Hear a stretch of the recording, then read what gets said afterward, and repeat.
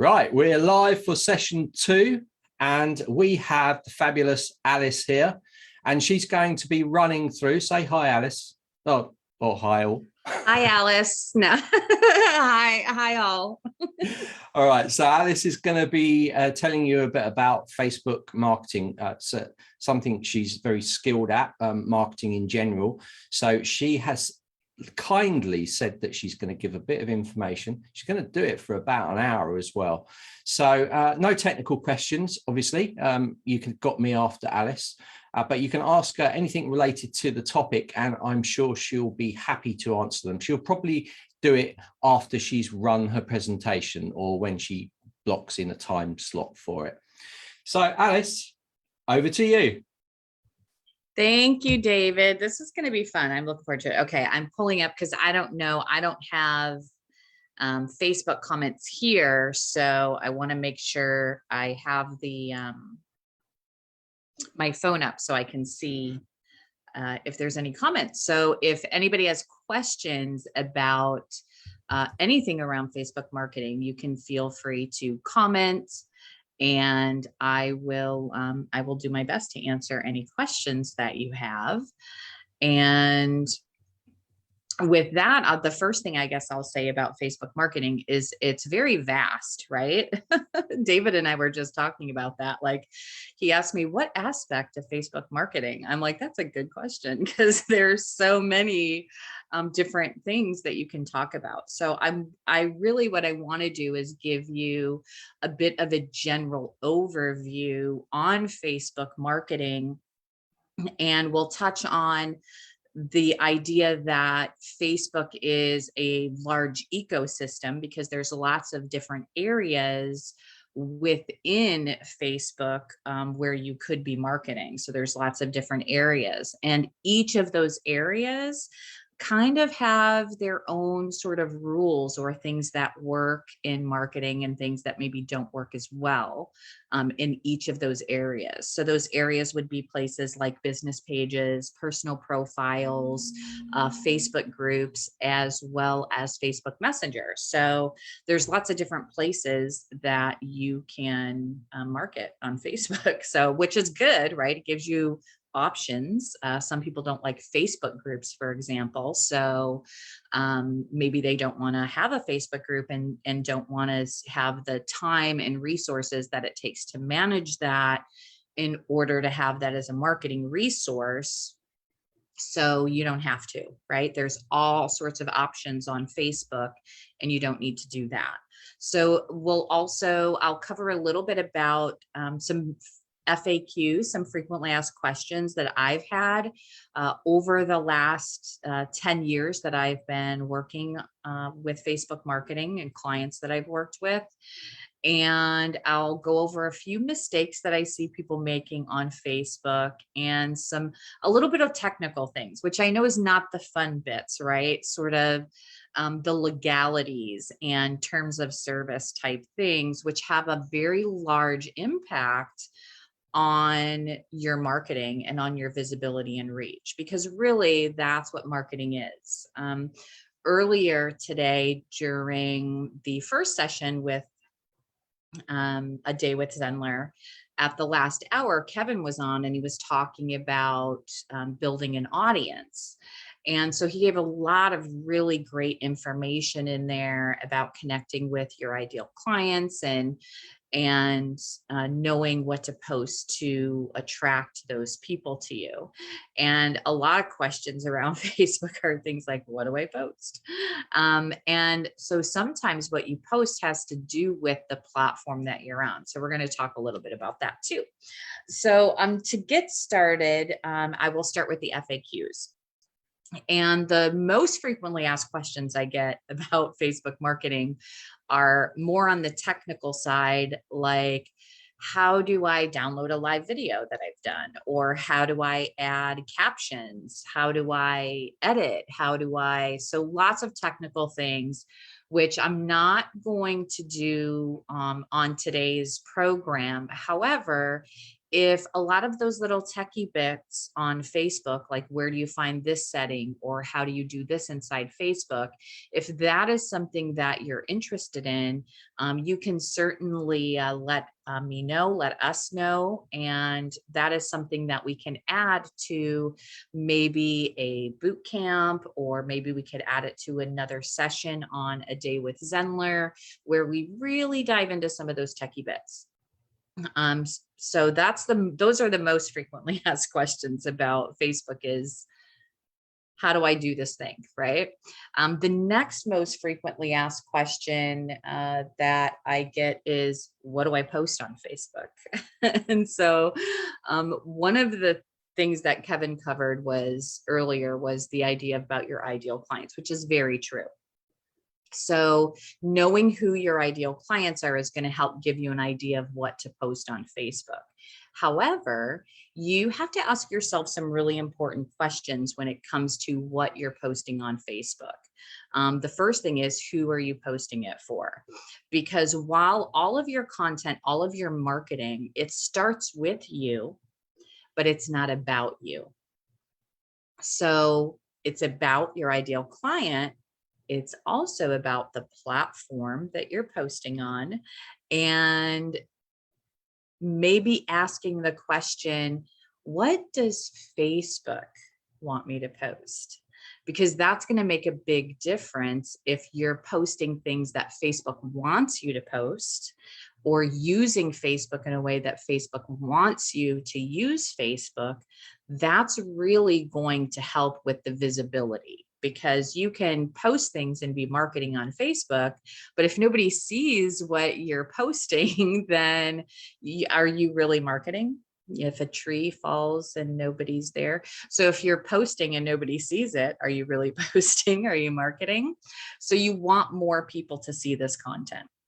So I want to give you some tips on how to make sure that you are using Facebook in the most effective way possible, in a way that Facebook wants you to use it, and also avoiding things that Facebook does not want you to do.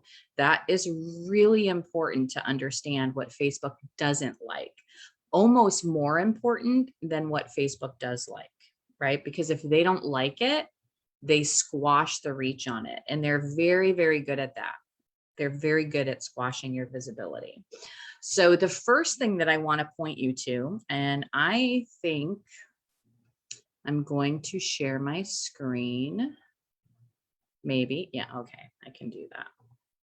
So let me find this bit and share my screen. Okay. Okay, so if you can see this, this is Facebook's terms of service. I know it's really boring, but it's very connected to the algorithm. You probably hear a lot about algorithms, and you're like, that's not stuff I like to learn about. However, Facebook's algorithm is very connected to whether they have visibility on your post or not. So if you go to facebook.com/legal/terms, this is where you're going to find Facebook's terms. There's a lot of mumbo jumbo in here, so I get it. It's not fabulous.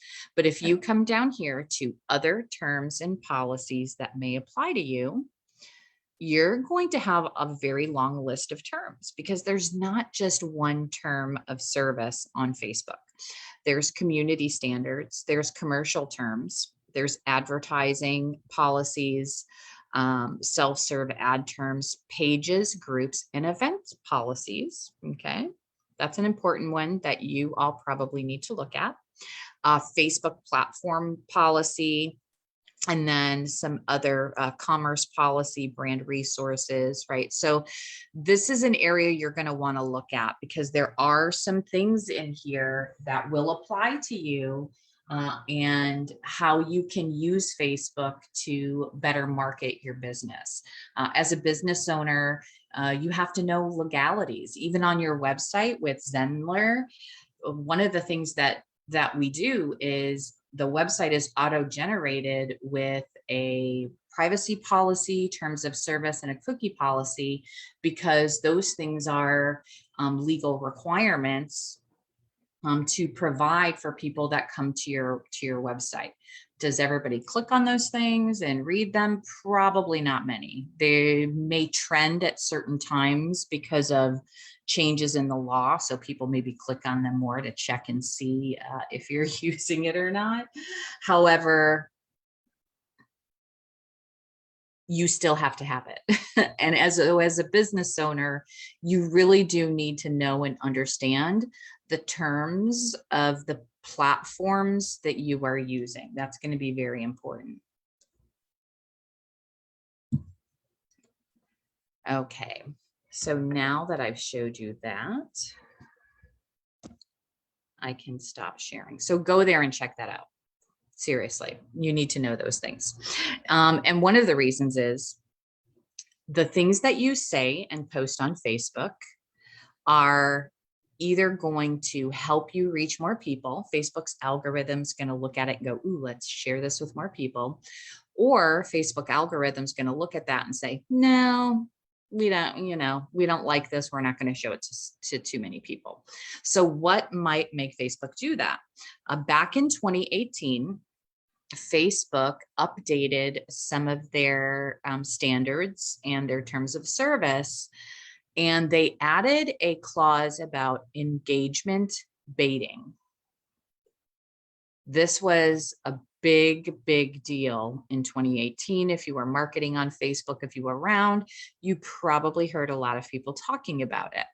So what is engagement baiting? Engagement baiting is when you ask people to like, comment, or share this post, right?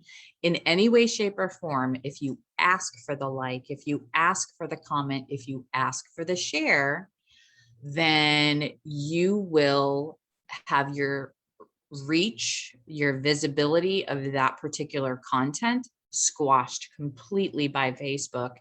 Because what Facebook wants is they want authentic, organic conversation to happen. And if you're prompting people, you're baiting them and asking, right? As marketers, we always want a call to action, right? But Facebook doesn't want a call to action. Whereas on the opposite, if you're familiar with a platform like YouTube very much likes it when you say, smash that subscribe button, give me the double tap, right? That's a thing on YouTube to ask for subscribers, and YouTube likes that, okay? Facebook doesn't like that. Facebook doesn't want you baiting people. There used to be, if you remember a few years ago, before 2018, there used to be a lot of posts that you would see all the time. If you believe this, that, or the other thing, or if you love Jesus, like and share this post, right? Or if you love dogs, like and share this post. You don't see that as much anymore because Facebook is squashing the reach of that. They can tell, even in this video right now, they can hear me saying like, comment, and share. So if you're talking about it, if you have it in the text of your post, if you have it in a graphic on your post, Facebook will say, no, we're not going to show this to too many people. What they want instead of that is more open-ended questions. So for example, if you have any questions about Facebook marketing that are specific, then just let me know and I'll be happy to answer those for you. Right? So see, I've said, if you have a question, let me know. I didn't specifically say, hey, comment below, do this, do that, right? I didn't say that. So I mean, I am saying it now, right? We're in the group, so hopefully it will not cause too many problems. But Facebook doesn't like that. People are still getting around it, and it depends on who you are, and that's unfortunate. If you have a large following, if you have lots of other really great organic content on your pages and your groups where people are very engaged and highly engaged, then it's not going to have as big of an impact on you as it might on someone who has a very small following. Okay, so with that, when you are posting on Facebook, you want to make sure that you're not using the no words. You want to make sure that you are using things that are interest to your ideal clients. Ask open-ended questions. You can take polls, because that's really, a poll is a call to action. So people like to participate in polls, especially when they just have to click a button. So, so know what the no words are on Facebook and do your best not to use them. And you might just see your reach go up a little bit. If you've been using those terms, you might not even know it, because I get people who are very surprised by that all the time. So no words. The other mistake that people make is using, and this one annoys a lot of people, using third-party tools to post to Facebook. Facebook does not like third-party tools that post to Facebook. And I'm gonna prove this to you, and it's very easy for you to prove to yourself. You can auto post to Instagram, to all of these other platforms. It's not a big deal. But when you auto post to Facebook, you're not going to get hardly any reach or any visibility.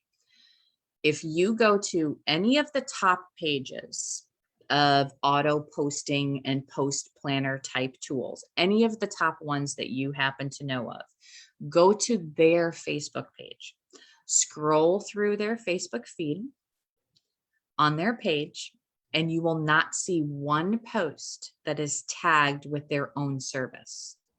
They do not use their own service that they are marketing to you on Facebook to post to Facebook. And the reason they don't is because if they do, no one will see it. So do not use auto posters on Facebook, on your page, on your personal profile. The most important piece of marketing on Facebook and posting on Facebook and the time that it takes is actually planning out and creating the content. In order to actually post the content, it takes a few seconds. And those few seconds that it takes you to actually post the content can be the difference between people actually seeing and being able to engage with your content, or Facebook just being like, nah, we're not showing this, right? We're not showing it. Because one of the ways that the algorithm works is this way. If Facebook likes the content that you've posted in some way, if you're not breaking any major rules on Facebook or using third-party tools, if you post on Facebook, here's how the algorithm works. It's like throwing a stone into water and you see the ripples that come from that. So your content is the stone, and the first ripple are the people that Facebook show that content to. When those people in that first ripple, if they engage with your content by liking it or commenting on it or watching it if it's a video, Facebook will say, oh, okay, we've tested this out. These people like it, right? So let's show it to this next ring of people and see what happens then. And if that ring of people start to engage with it and like, comment, or watch it, Facebook's going to be like, all right, and then they're going to go on to that next ring, and so on and so on. So that's how you get visibility with Facebook. Those first people that Facebook show that content to have to engage with it, and then Facebook will continue their reach of expanding who sees that content. And there's some other ways that you can do that, and we'll talk a little bit about that. So that's how how it works. with the algorithm in a sort of way. The thing is, we don't know all of the details about the algorithm. Nobody does. So you have to do things like test out different things on Facebook while avoiding things that Facebook doesn't like, and see what works for you and what doesn't work for you. You're also going to test out things on your business page, on your personal profile, in your Facebook group, to see what things are getting the most reaction. You know, are those things working in a Facebook group but not working on the page? Then don't use it on the page, use it more in the group, right? So just sort of track and pay attention to those things. The other thing that you want to do, it's another mistake that I see people make. When you make a post on Facebook and a couple of people do engage with it, engage back with them. Reply, like, heart, give some sort of reaction to their comment and reply to that comment.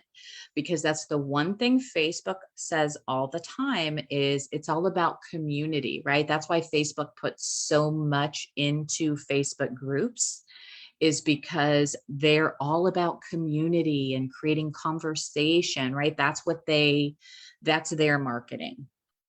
And so if you do that, right, and someone comments on your post and you reply to it, maybe they comment back, right? That's a conversation. And the more of that that's happening in your post, that ring that's going out, it's going to keep getting bigger, because Facebook's going to show it to more people, because the more people are communicating in that comment thread, the longer they're on Facebook, right? And that's what Facebook wants, is for more people to be on Facebook. So reply to back and forth to people. So don't use the no words.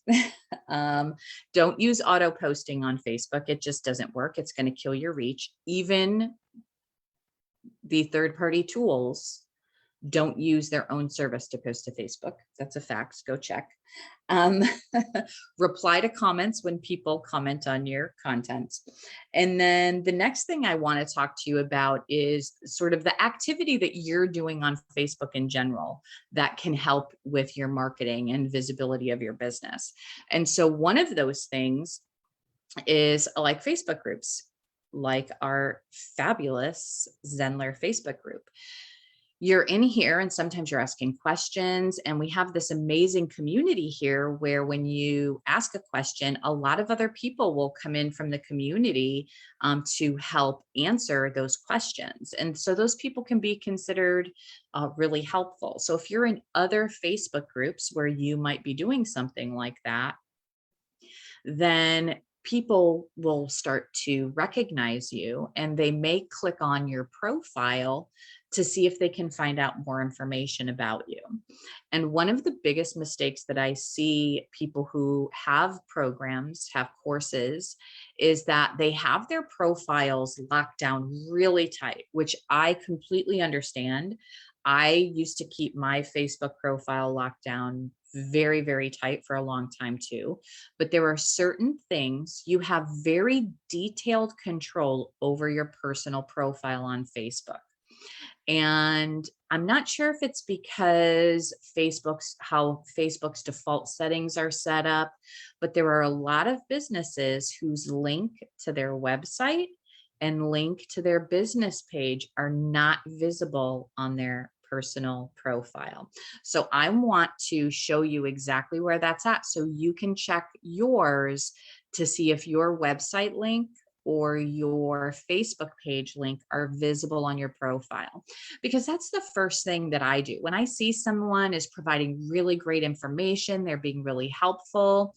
Kevin talked a little bit about this in his session earlier today, how the more helpful that you are and just sort of authentic, like not too salesy, the more people start to gravitate toward you and will follow you and engage with you because you are helpful.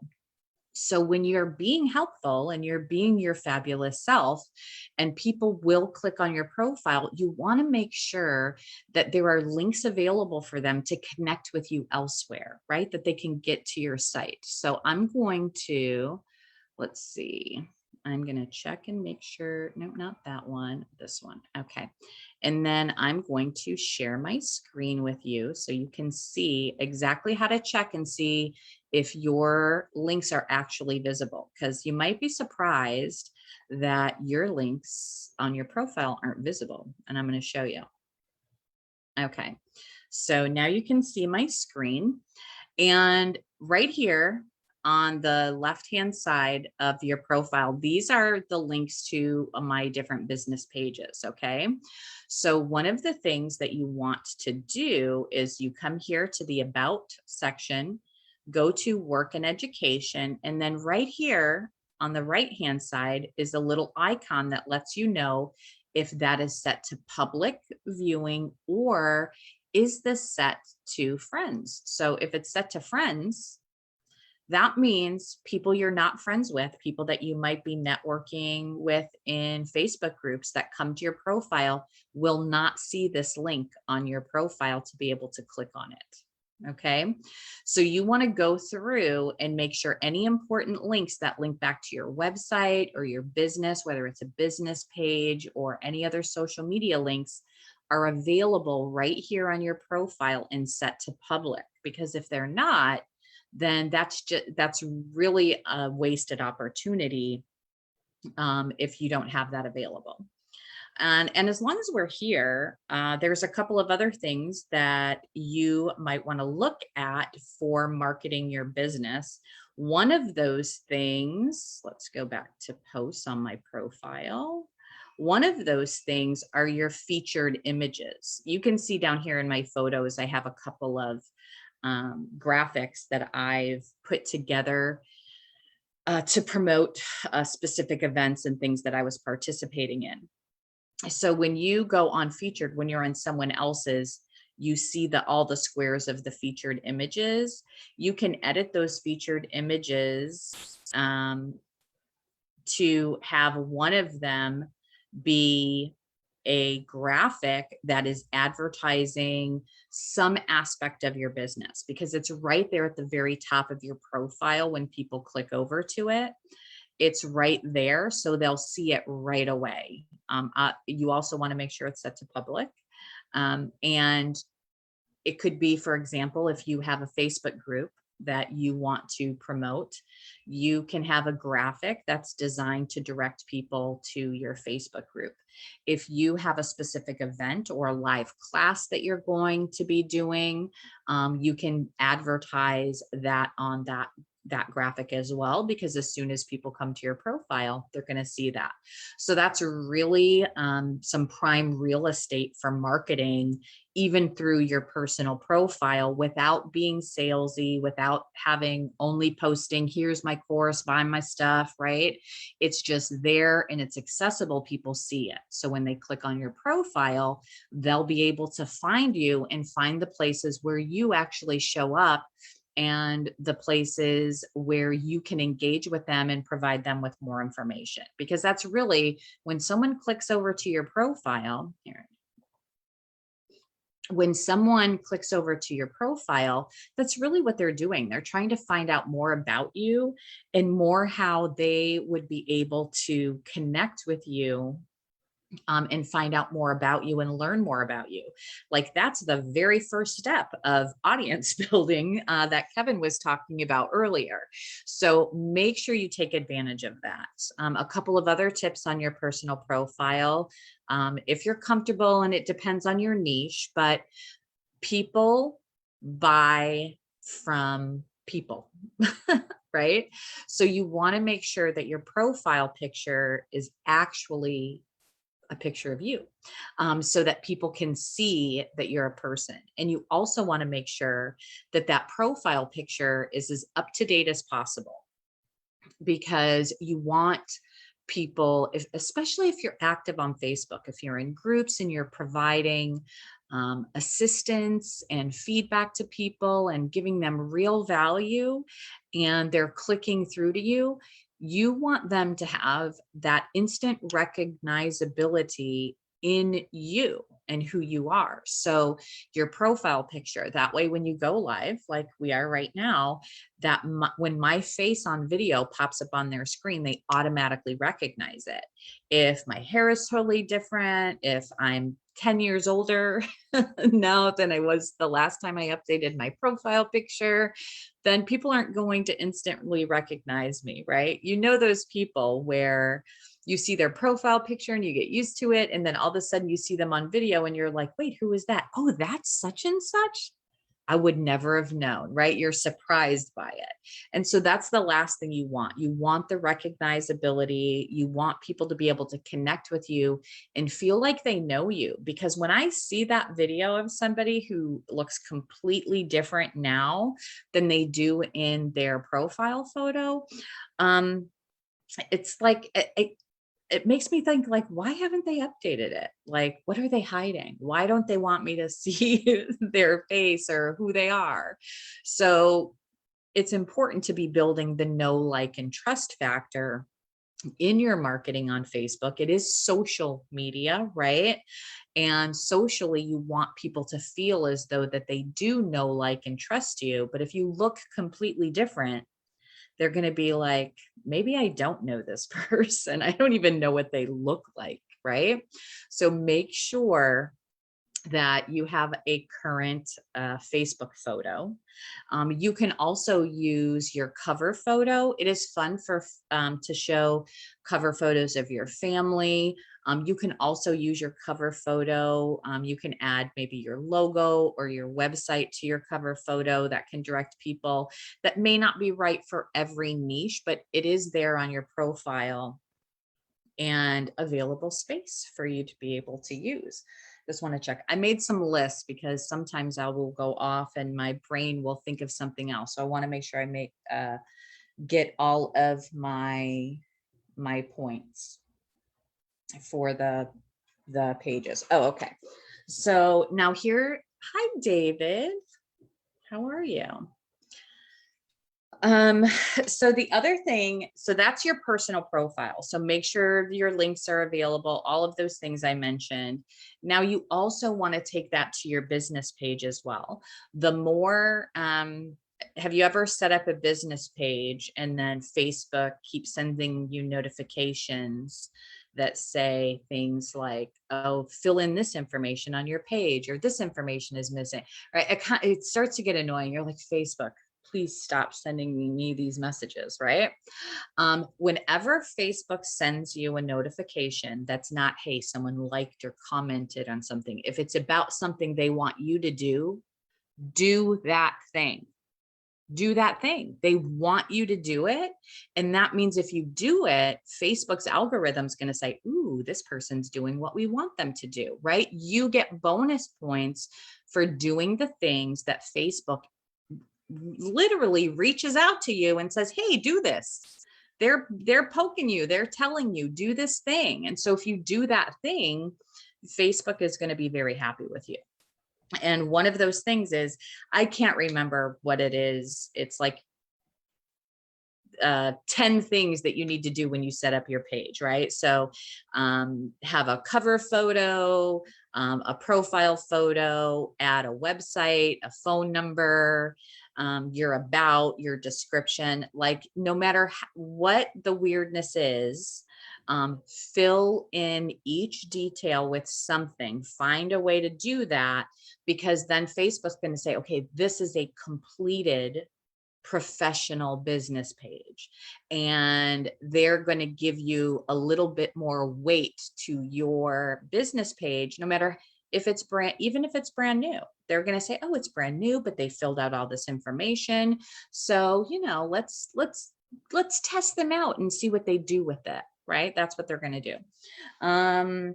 Also, make sure that your profile picture is not necessarily as important on a business page. It depends. I know this is a group of course creators, and I don't know, David, if there's more like personal brands in regards to course programs with Zenler, or if they're more just brands, but not necessarily personal brands. Yeah, it's a bit of both, really. I mean, it's such a wide spectrum on the Zen platform. We've got people that are fully branded up, other people that are just using sort of their own headshots for pictures. And but there's a few questions coming on that, actually. It's funny you're on this subject, because it's like Sandy's asking, how do I get my headshot to show for one of my work listings on my personal profile? Okay, I didn't see, none of these questions came up on my thing. That's so weird. Okay, so let me see. Okay. I can field it for you if you like. Okay, how do I get my headshot to show for one of my work listings on my personal profile? I don't know. I'm not sure what you mean by on your listings. Do you mean? She might mean on a business page. Well, because it says work listing on my personal profile. So let me look at okay, here's the personal profile. So you mean on the area. Okay. So for your work listing. Okay. So I think what you mean, I'm going to share my screen real quick, Sandy, and show you, and then you can let me know if this is what you're talking about, because I think it is. So let me share. Okay, so here's my screen. So when I hover over my listing, my picture pops up. Is that what you're talking about, for it to pop up there? Because that's actually the profile picture on the business page, right? But it's linked here. So when I hover, it gives a little bit of a pop out information there. So I'm not sure if that's what you mean of on your listing. Yeah, I think it is, because she's saying one of my jobs shows my headshot, but the other does not. So they'll come up in sequence. So it's whatever you've set that up. So she's posted a link there as well. Okay. Can you see that, Alice? Let's see. Yeah, let me see. Under work and education. Under work and education. Okay, so I'm looking. I'm pulling it up on my phone. Okay. I think it's work and education. It's like if I'm for Zenler, it'll pull in their company logo. Other companies I've worked for, it also pulls their logo in. So it's not really up to you. It's up to who you were doing that job for, because Facebook knows that's a Facebook business page. You worked for it, and it displays that. Right. It displays what the profile picture is that is linked from that account. So if you have a business page that you have linked on your personal profile, and that business page has a headshot of you, a professional headshot like this one does, then that's the picture that's going to show up. If you have your profile photo on a business page set to your logo, which a lot of brands like Zenler, that's what their profile picture is the Zenler logo. That's what will show up when you hover over that particular thing. So let's see. Self-employed. So on mobile, okay, so I see this. So now so you mean, I don't know if you can see this. Now my phone is never going to. I wonder if it never shows up. So it says Sandy Solves. That's your business page. Oh, that's your work, because it's not linked to a page. If there's an option there, let me check it. Do you want me to share the page for you? Sure. Yeah, go ahead. Then you can just point me where to go. Okay.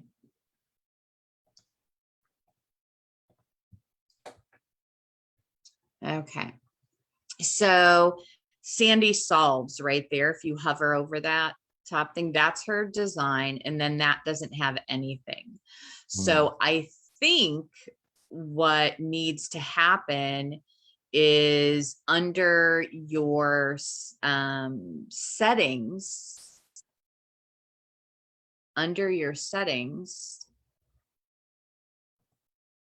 which I was trying to, I don't know if I can.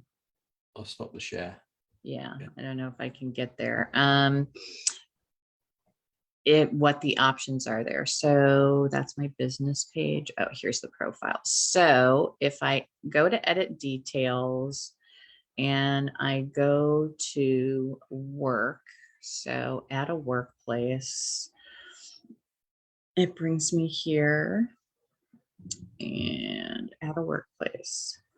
Company. Yeah, it doesn't give me an option to add a photo. So if that particular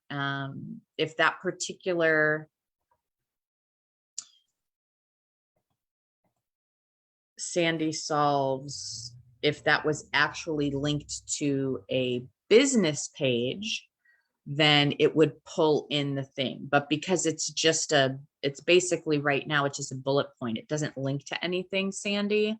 So if you actually connect that to a business page, it'll not only link directly to that business page, but when people hover, it will show whatever your profile photo is for that.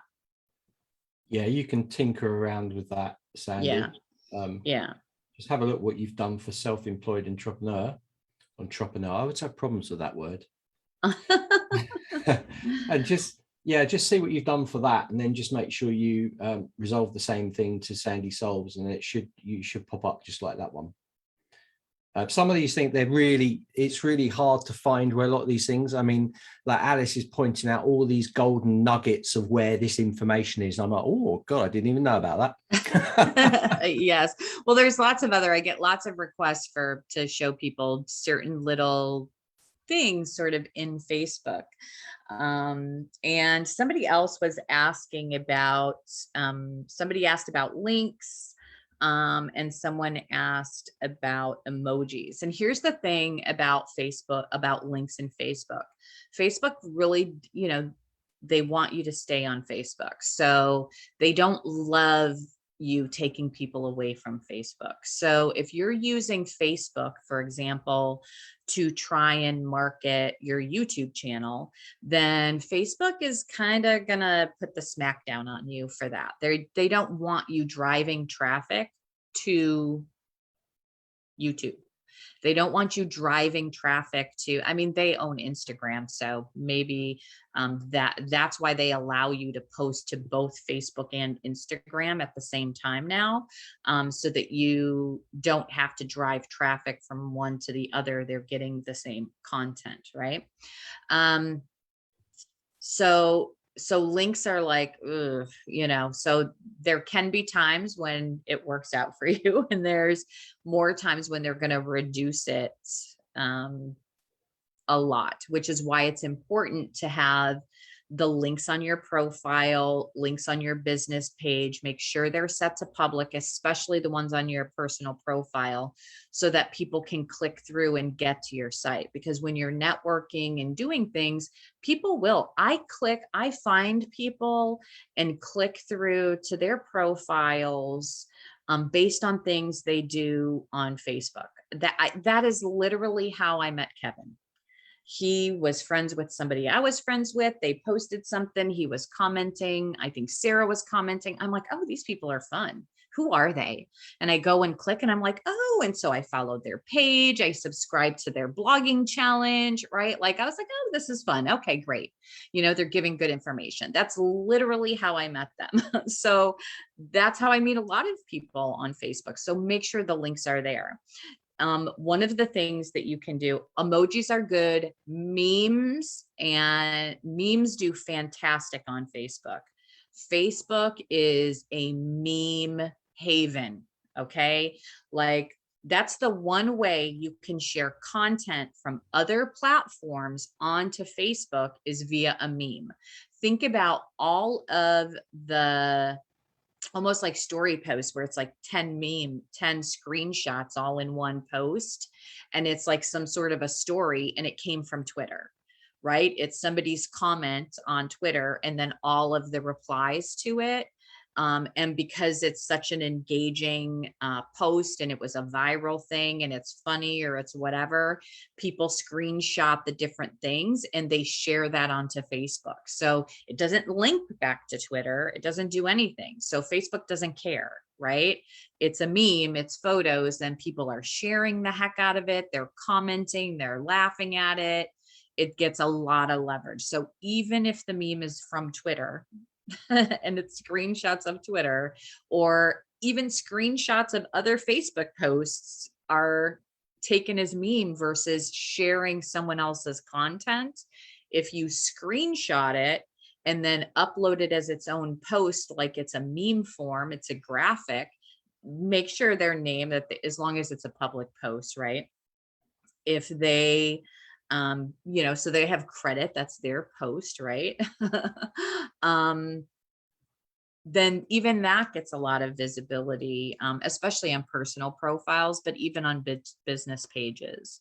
And whether, I don't know how you all say this word, if it's GIF or GIF, I say GIF because I feel like that's proper. And I realized that the creator of GIFs pronounced it GIFs, but I think he was wrong. Yeah, I do.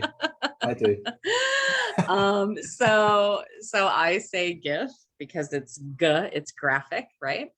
Those are very popular as well and do well. As a matter of fact, if you don't know what to say when it comes to engaging in the comment section of one of your posts, whether it's your business page or your personal profile or in your group, if people are just saying congratulations, right? And you're tired of just typing thanks, go to the comments and use the GIFs and find a thank you GIF. There's 500 of them and they pop up and they can all be different, right? So you can respond to people. If you don't have the right words, you can respond to them via a GIF. And people like that. They'll come back in and then they'll like or comment back to that. I see people that end up having sort of like a GIF war in the comments. One post this, then this, then this, then this. That can really boost up your visibility and what you're doing on Facebook. So that's there, checking to see. I've got some questions. Have you finished your bullet points, Alice? Because Alice is so knowledgeable about this stuff. She can talk about it forever, you know. Oh, have I? Oh, yes, my bullet points. Okay, so fill in all your things on your business page. Is that what I was talking about when we had our questions asked? That's it. Yeah. The business page. Oh, okay. So here's some more things on the business page to help you get where you want to go. Is this my business page? Yes. Okay. So make sure that's up. I will share my screen with you all again. Okay. So share. Okay, so on your business page, you want to make sure that I make sure that my profile photo, even though I have a different background, it's the same picture of me, so that whether people, when I post something and it comes up in the feed and they see the picture, they recognize it as me. And it could be my page, it could be my profile. They don't know, it's just me that's posting, right? So I make sure that I have that recognizability there. Okay. And the other thing that you want to do, I have a lot of videos, so I make sure that videos show up right at the top of my profile. And the way that you can do that is on your business page, you have more, and you can go to edit tabs. And right here, you can decide what order things show up.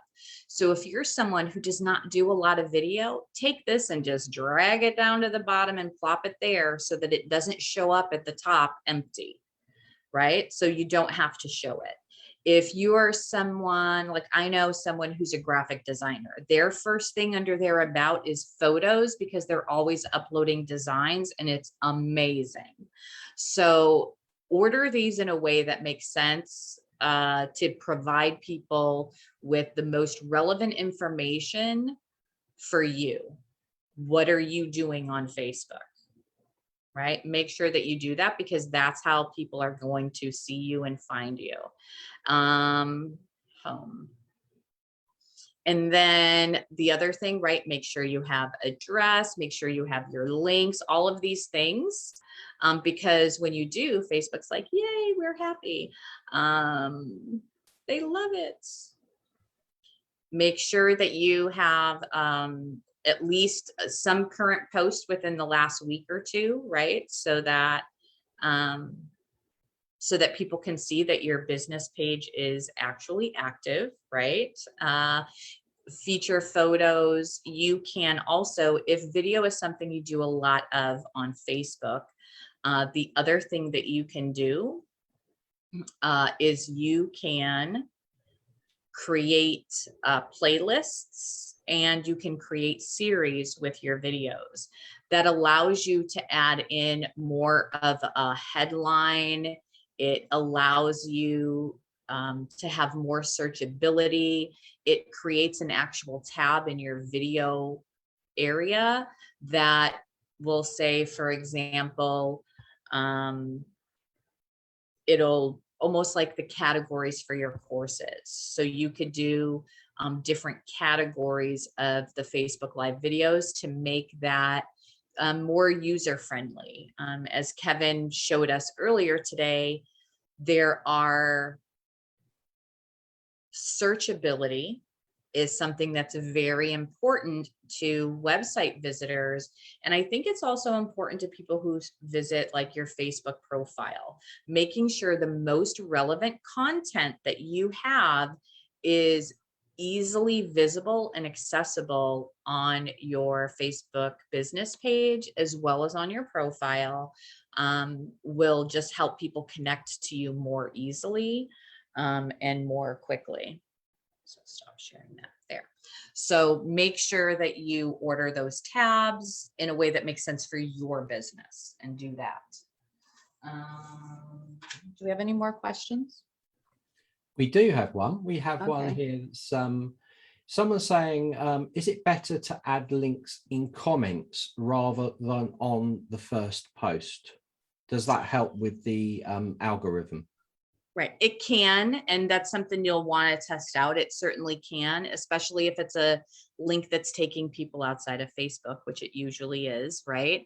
Facebook will probably reduce the reach of that, so you can put it in the comment. But the thing that you want to just be aware of, right, is when you put a link in a comment and somebody shares that post, the link isn't getting shared with it unless someone clicks through to the original post. And not a lot of people understand sort of how that works. So, you know, when you share that post, and for example, I have on my page, I'll share the screen really quick. I shared a post, Facebook. I shared a post from the post that Kevin had shared on from their page about the website statistics, right? So there's no comments here, except if I click through to the original post, then you can see that I actually clicked on a specific graphic. But if I click through, is it the post? How do I click through with these graphic posts? Okay, see more. So if I click through on the original post,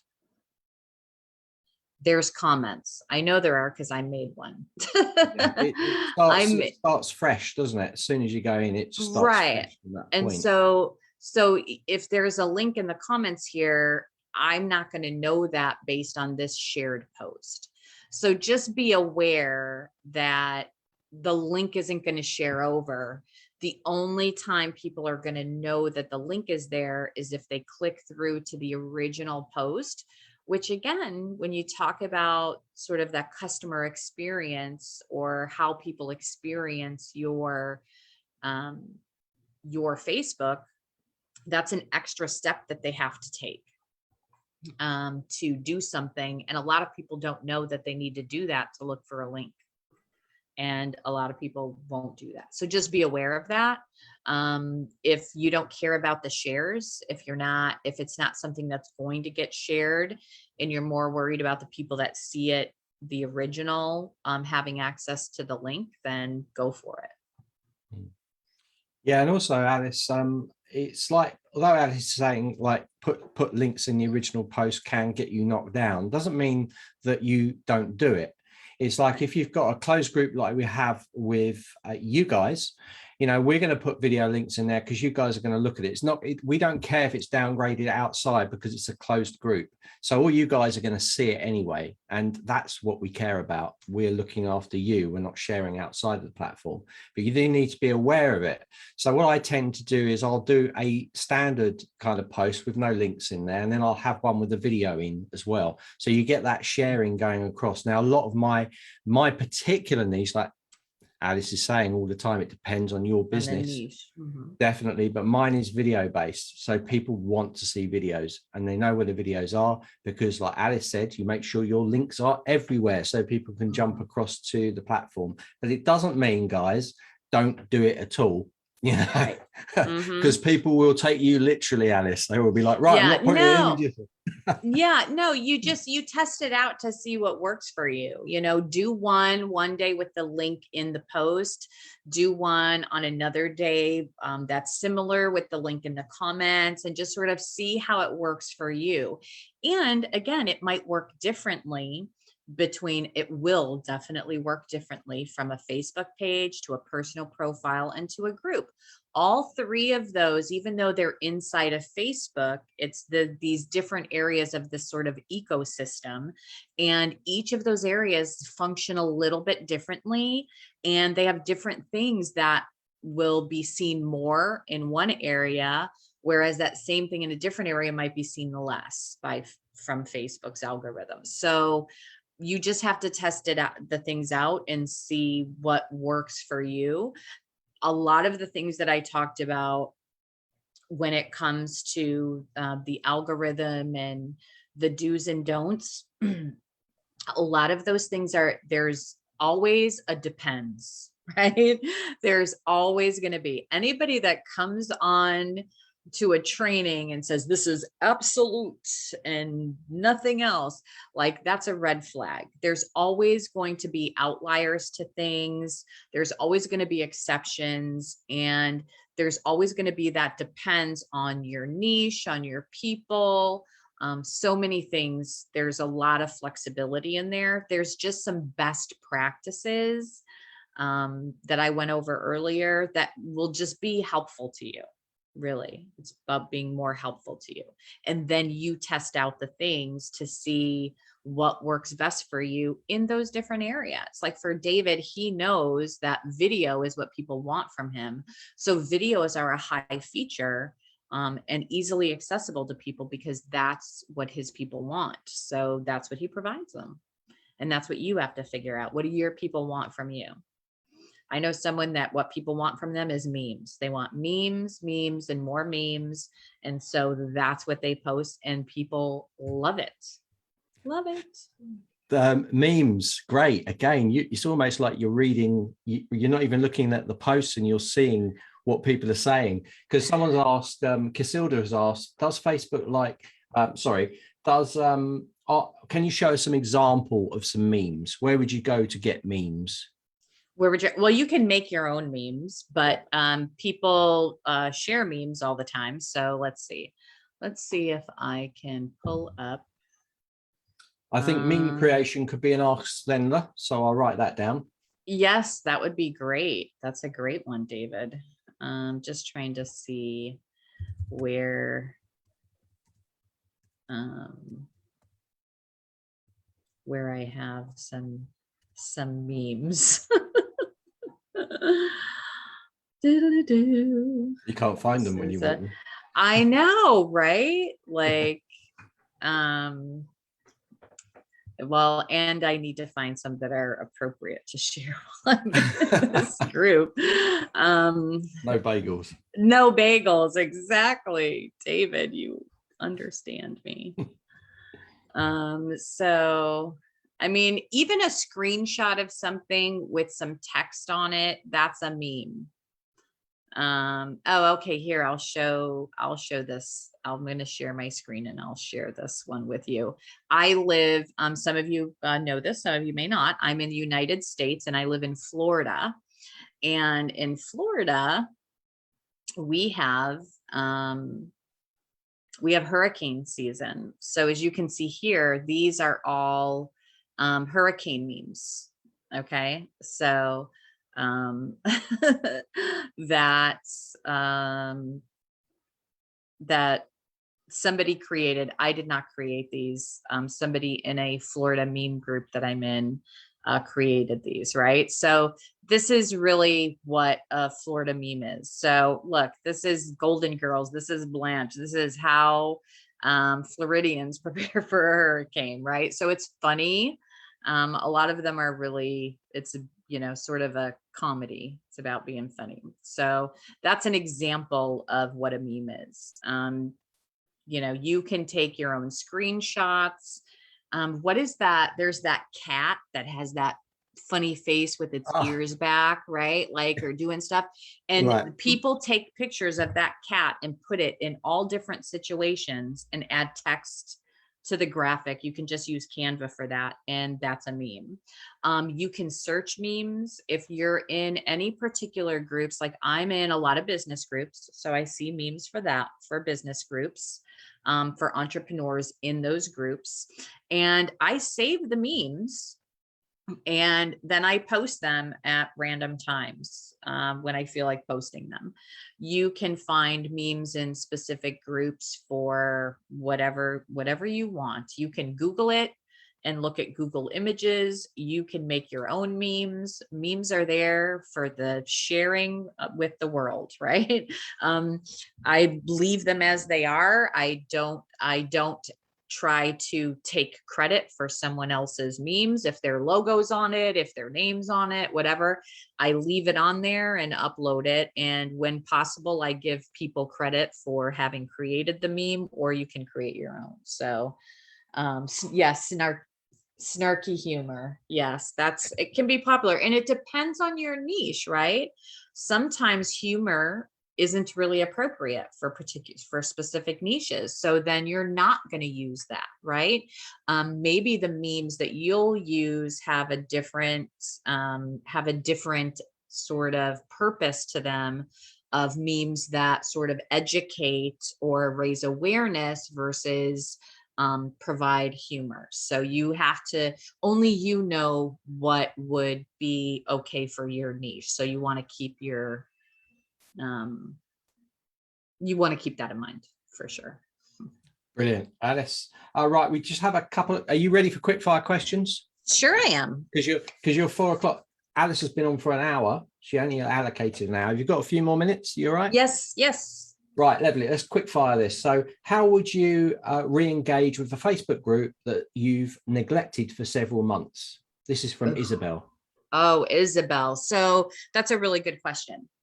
So the first thing that I would do is, well, first of all, why have you neglected it? Is there a particular reason? Did something happen that took you away from the group? Is it something that you could share some of with the group? Right? Share a little bit of authenticity and vulnerability. Like, I'm sorry, I know I haven't been here, sort of get that post and sort of rally a little bit of support around you that, hey, I'm being vulnerable and here's why I was gone. That might not be appropriate for your type of group or your niche, but that's one way you could do that. The other way is to find a way to bring new people into the group to bring up the engagement. So fresh people, a fresh infusion of new people. So running a type of a promotion, if you have a page, if you have an email list, run a promotion to get people into the group. It could be that you're running your own challenge or boot camp and you're going to do that in your group.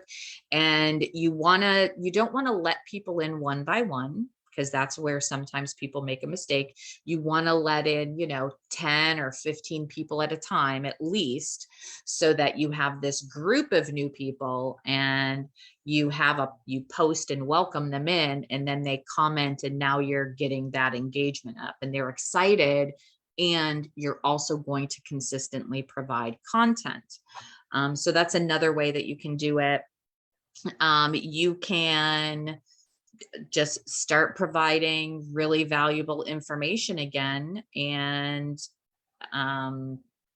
let the people know that you're going to show up. Set the expectation. I'm going to be in, Kevin mentioned this earlier about the consistency, setting an expectation that every Monday, this is what I'm going to be. And even if nobody else shows up, you show up every Monday, and people will start to rely and trust you again as well. So I hope that was helpful, Isabel. Let me know what you think. But yeah, definitely be honest with them. Be like, this happened. Bring new people in, be more consistent, set an expectation for the group. And that's if you really want to get the group going. How many people are in your group, Isabel? Yeah, I mean, I had a similar one. Obviously, I'm really busy, and I got taken away from my courses, my Facebook closed group, and there's always people going there. Now, also, the other thing you need to bear in mind, how active is your group? In my particular group, I've got people like the Zenler group chatting away amongst each other and helping each other out, because they're all really good people. So I can kind of leave it back, but I do go on there and I post, like, I'm really busy, I'm going to get back to you. I'm really honest with them. That's my approach. That I'm busy working on an online platform, and those things are going to come across into the courses. So wow, you're going to be amazed. So you can almost use it as a way to say, look, you're going to get lots of free stuff coming your way soon, and you just got to be a little bit patient with it. So if you're honest with that and keep that engagement, consistency is key. And I'm terrible with that. So I need to keep hitting myself, because marketing is all about, you can create your site, your courses, but marketing is like 90% of your time. You need to put a lot of time into marketing to get the results, especially at the beginning. If you guys haven't got thousands of people, you're going to have to spend that time, put it in there. And, it can be frustrating sometimes, but you need to stick with it. Remember, like, all of these social sites also have scheduling as well. So you can set up a day, do lots of post schedules and send them out over the week. Forget about it, come back to it, obviously monitor it and see if there's activities and reply to things, but you can schedule things, make it easy. And that brings me on to last question for you, Alice, is people are saying, I use a Buffer to schedule my posts. Should I not use that then? So Buffer on Facebook. Well, I mean, how's it working for you? How's it working for you? Are you getting lots of visibility and engagement? Go to Buffer's Facebook page and scroll and see if any of their posts are tagged with Buffer as being the poster, because spoiler alert, not one post on their Facebook page is tagged with their auto poster. The auto posters on Facebook get terrible reach. Now, it could be different inside of a group if you have a highly engaged group, right? So it's never a definite, right? There's always a depends in there. But most of the time on a business page and a personal profile, you're just not going to get the reach and engagement. And groups work a little bit differently, depends on your group. But on pages, even Buffer, Meet Edgar, go to every one of their Facebook pages. You will not see one post tagged with because Facebook tags it that it was posted by, and they don't have anything posted by their own thing on Facebook. So I would go as far as, when you're initially setting up as a new business, you should be managing those things. You should be personally, manually posting those things, or scheduling it within the platform itself. Initially, if like Alice said, you've got a closed group and it's very active, you can get away with using things like Hootsuite, because you've got that group in there, it's closed, you're inviting people in, and they're going to see those posts because it's in there. But if you're trying to reach new audiences, Alice said, it's not going to give you that ranking that you've got. And actually, that's something I didn't even know, Alice, so it's great. I've learned quite a few things today, so it's been brilliant. Yes, well, and then I want to share with you as well, when it comes to the the auto posting. One of the best things that people like about those services is that they offer like the whole social media planner. So you can build out your content and post all the things. And so I understand that you want it to flow in the schedule. You can still use those things to plan your dates and look at your calendar, but then set reminders for yourself to post that particular thing to the Facebook. Let it post to Instagram, let it post to the other things, but on a Facebook page, post it yourself, because the other thing is it's social media.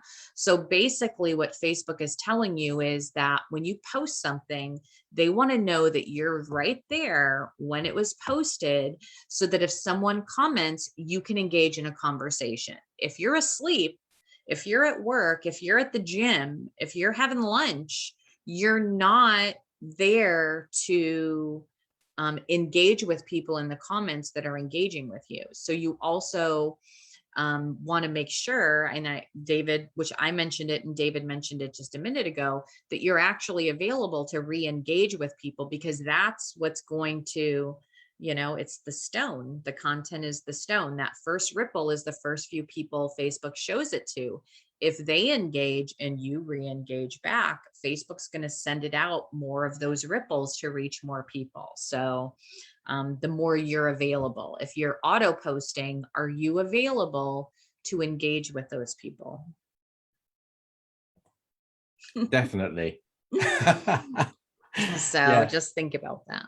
Yeah, and it's it's been great. Thank you so much for your time, Alice. We hope to have you. Hopefully, Alice, I'm going to put her in the spot now, but hopefully Alice will do a boot camp or something on this, maybe at some point.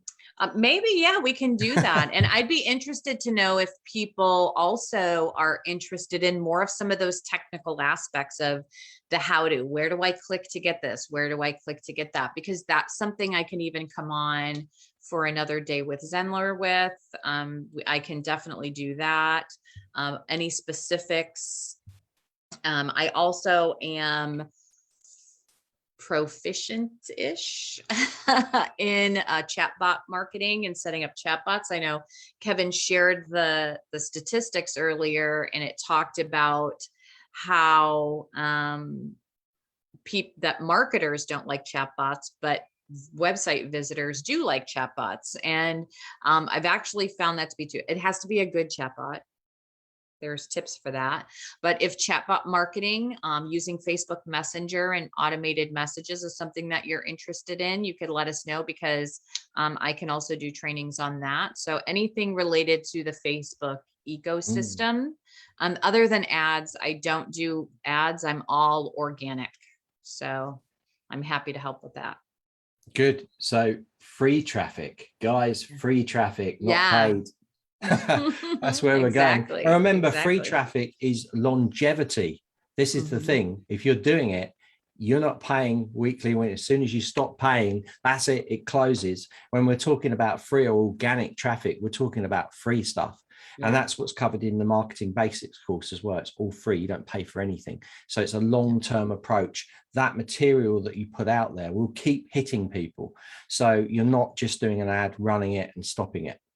So brilliant stuff, Alice. Thank you. Amazing. It's so good. So you've run 11 minutes over the 4 o'clock, but you know what? I don't care, because it's been brilliant. Yes. Thank you. Thank you very much. I'm so happy. And thanks for having me. Thank you everyone for participating and asking questions. It was fabulous. And I will see you all next time. Lovely. If you can just have a look at the chat when you get a chance, if there's any outstanding questions, if you just put your words of wisdom in there. Absolutely. I will do that for sure. Thank you, Alice. Thanks, everybody. And I'll keep an eye on it so that if somebody comments later, I'll make sure to come in too. So with that, thank you. Have a fabulous weekend, everybody. Lovely. See you later, Alice. Bye. Bye. So there we go. That was amazing, wasn't it, guys? So that's Alice there. So it's great today because we've got Kevin, we've got Alice, Rakesh is coming on later as well. What I want to do now is the 4 o'clock slot, which is now 4:12. we're going to run into automations. So a lot of people are confused by automations inside of Zenler. So I wanted to kind of just run through what you can do. Now, in the first part of Zenler, I already covered a sort of trigger automation, and automations are so powerful. You can do so many different things with automations. You can add tags to users. You know, you can actually get people to sign up using forms and send them into funnels. And those funnels don't have to activate pages. They can activate an email sequence to go out. We've had this question quite a few times by a lot of people that have said, you know, I want to, but if they're filling out a form, how do I communicate with them? How can I automate the communication? Remember, in this world, what we're trying to do, we want to engage with people. We know we have to engage with people to market ourselves for them to like us and buy into our product. So there is always that main aspect of meeting up with someone, either live through live events, live webinars, but there's also a side of it that you can manage in an automated way. So if you want to sign people up for a live webinar that's coming along, someone fills a form out, then you can email them and it can all be automated. And it's used a lot for things like freebies. So I'm going to jump into my SurfDude site, and then I'm going to go into the test Surf site to actually show you how to set it up. Now, my Surf site is actually got people joining it as we speak. So I can't show you the tags all the users have in there. You'll have to take my word for it, but they're all tagged up. But I can show you how it's been set up. And I want to show you how I've set up a standard funnel, first of all. So let's do this. So I'm going to just make sure that I've got my window open so I can see you guys chatting. Let me do that because I accidentally closed it all off.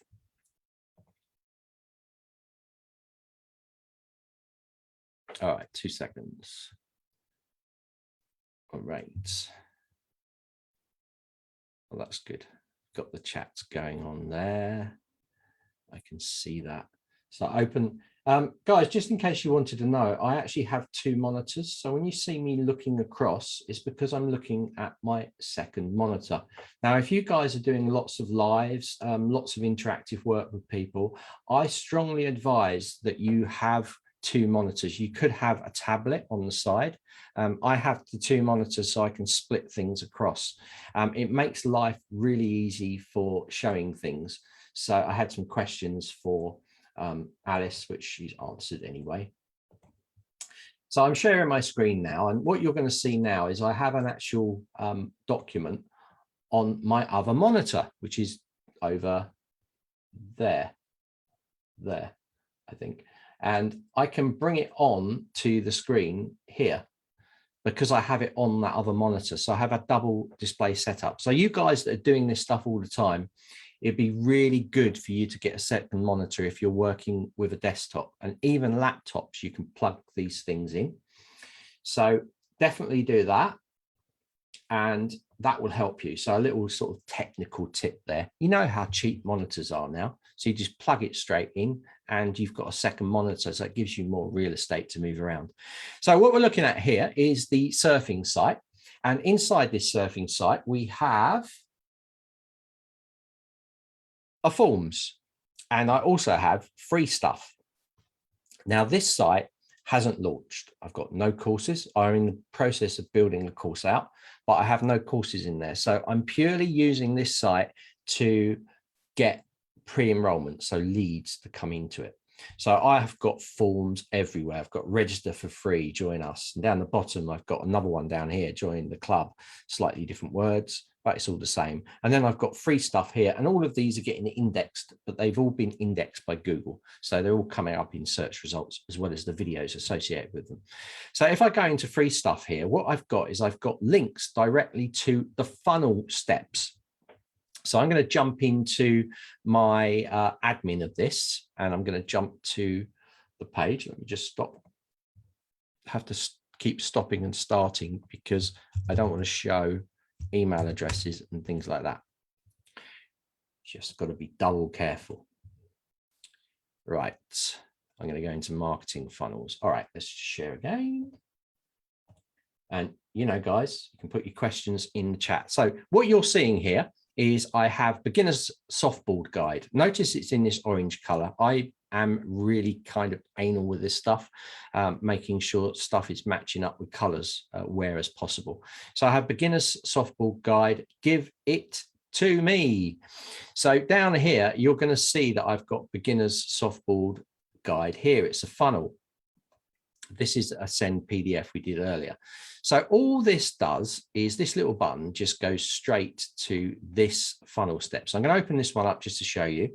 And inside here, I have my funnel steps, and it's basically two. It's taking their registration details, name and email, and then it's thank you for signing up. So this is the URL for that step. So I copy the URL, then in the editor, I then apply that to this button, okay?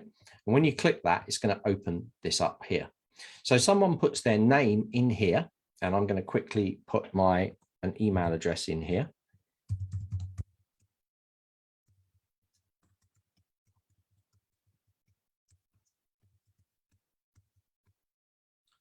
And same one, let me just cut that. Let's just call it test. And hit this. So what's going to happen now is it's going to go to the next step in the funnel. So I need to change that to board, but you can see it's going to hit your free guide will be sent to you by email. Now, earlier in session one, lots of people put their freebie in on that thank you page.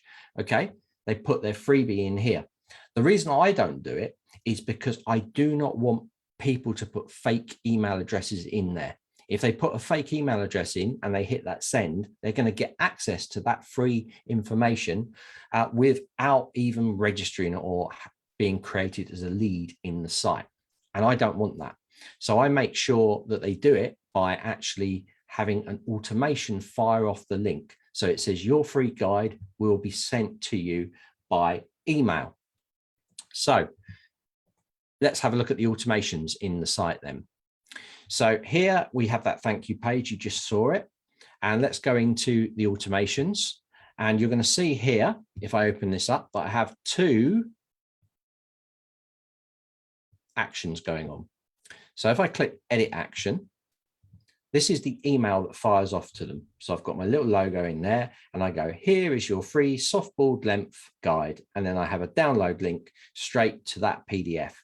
So if they put a fake one in, they're never going to receive this and they're never going to get the free PDF.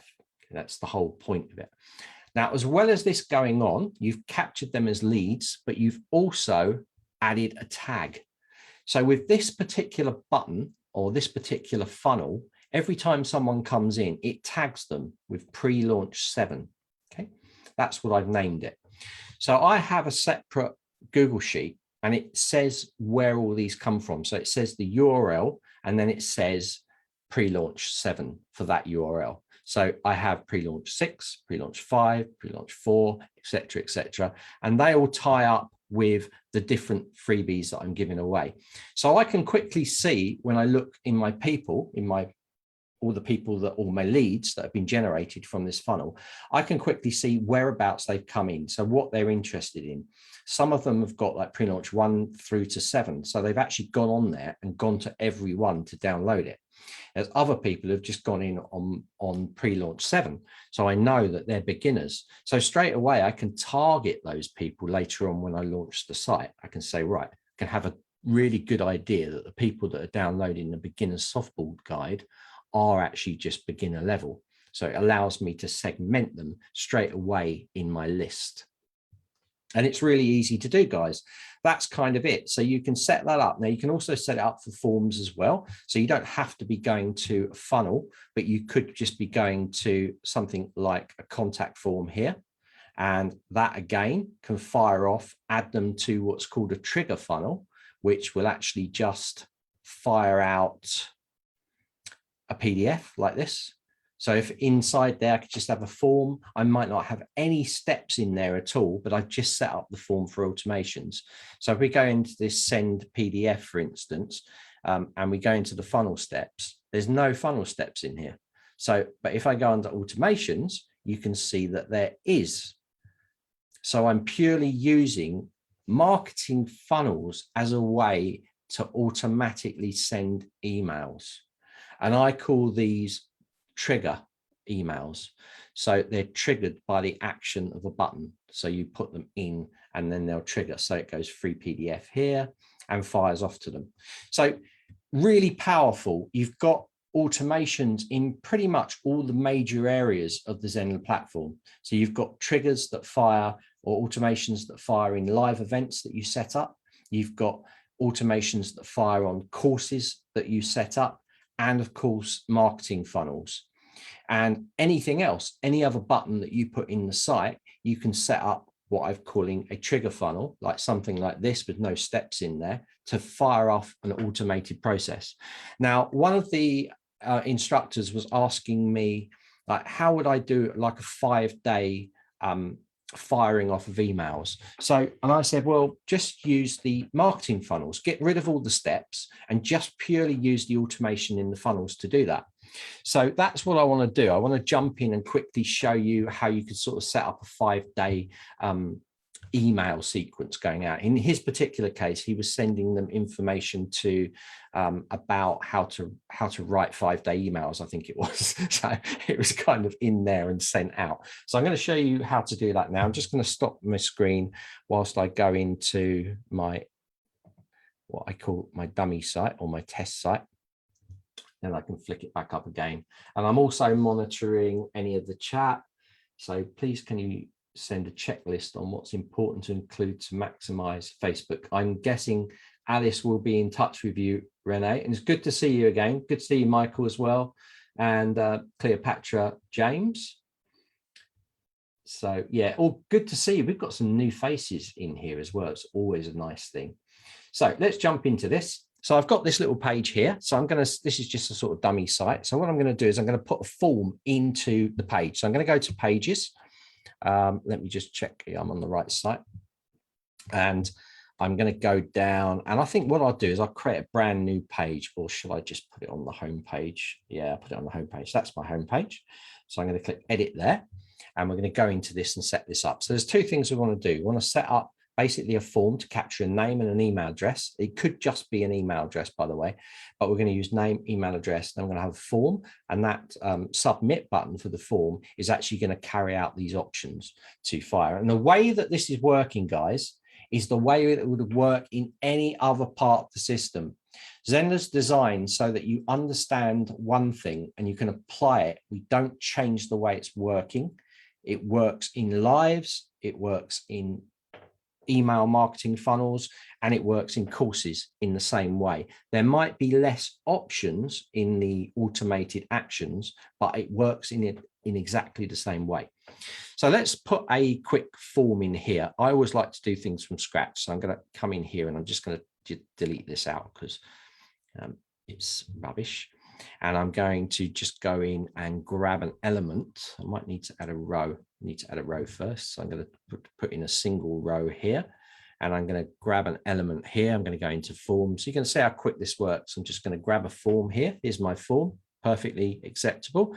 Your name, your email. Now, people have asked before, how can you add extra fields? So I'm going to cover a few off-topic bits.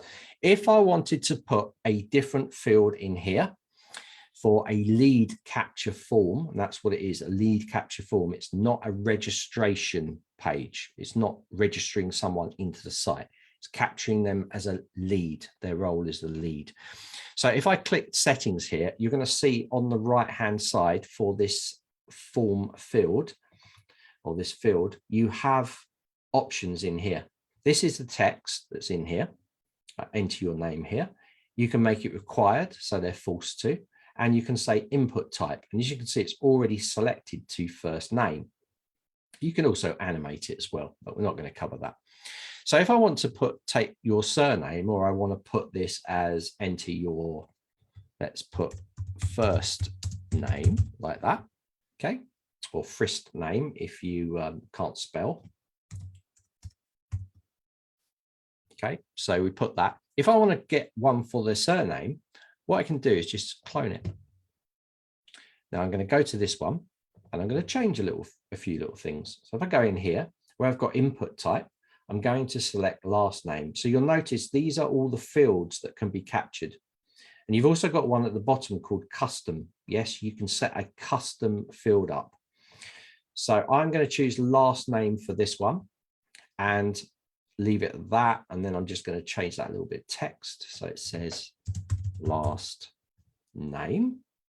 And then email, I want to make the email required. So I'm going to come in here and I'm going to check email, input type email required. So I put a little check on there. So it's required.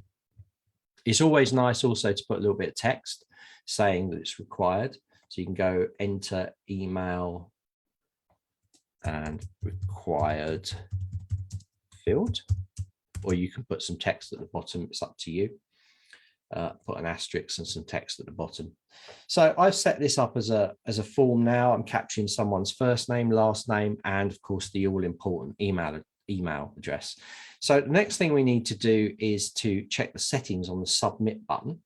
And over here, this is where it's good because you can change the text. So we might say, get my 5-day email sequence.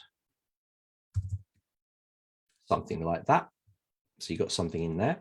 And action, submit form, that's fine. So it's going to submit the form. So it's good. Lots of people, again, this is really important. They choose something else. They put things like go to link. If you put go to link or open pop-up, it will not subscribe. It will not actually add them as a lead. It will just go to a link and it'll basically disregard first name, last name, and email. So you need to make sure if it's a submission button, you need to make sure it's submit form. Okay. So coming down here, if you have an email list, you can add them to it. So if you set up your own email list, and it's really easy to do, guys. So I'm going to jump around a little bit here. I'm going to just jump back to here and show you how you can set an email list up. So if I can remember. Right, here we go. So we've got email list here. You can just create a new list. So I can come in here and go leads for 5-day 5-day challenge, something like that.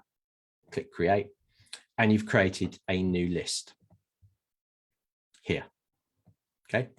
So really easy. So if you want to create a new list that ties up with your button, you can do it from there. And then you can just select the list that you want. The reason that that list isn't showing at the moment is because I haven't refreshed the page.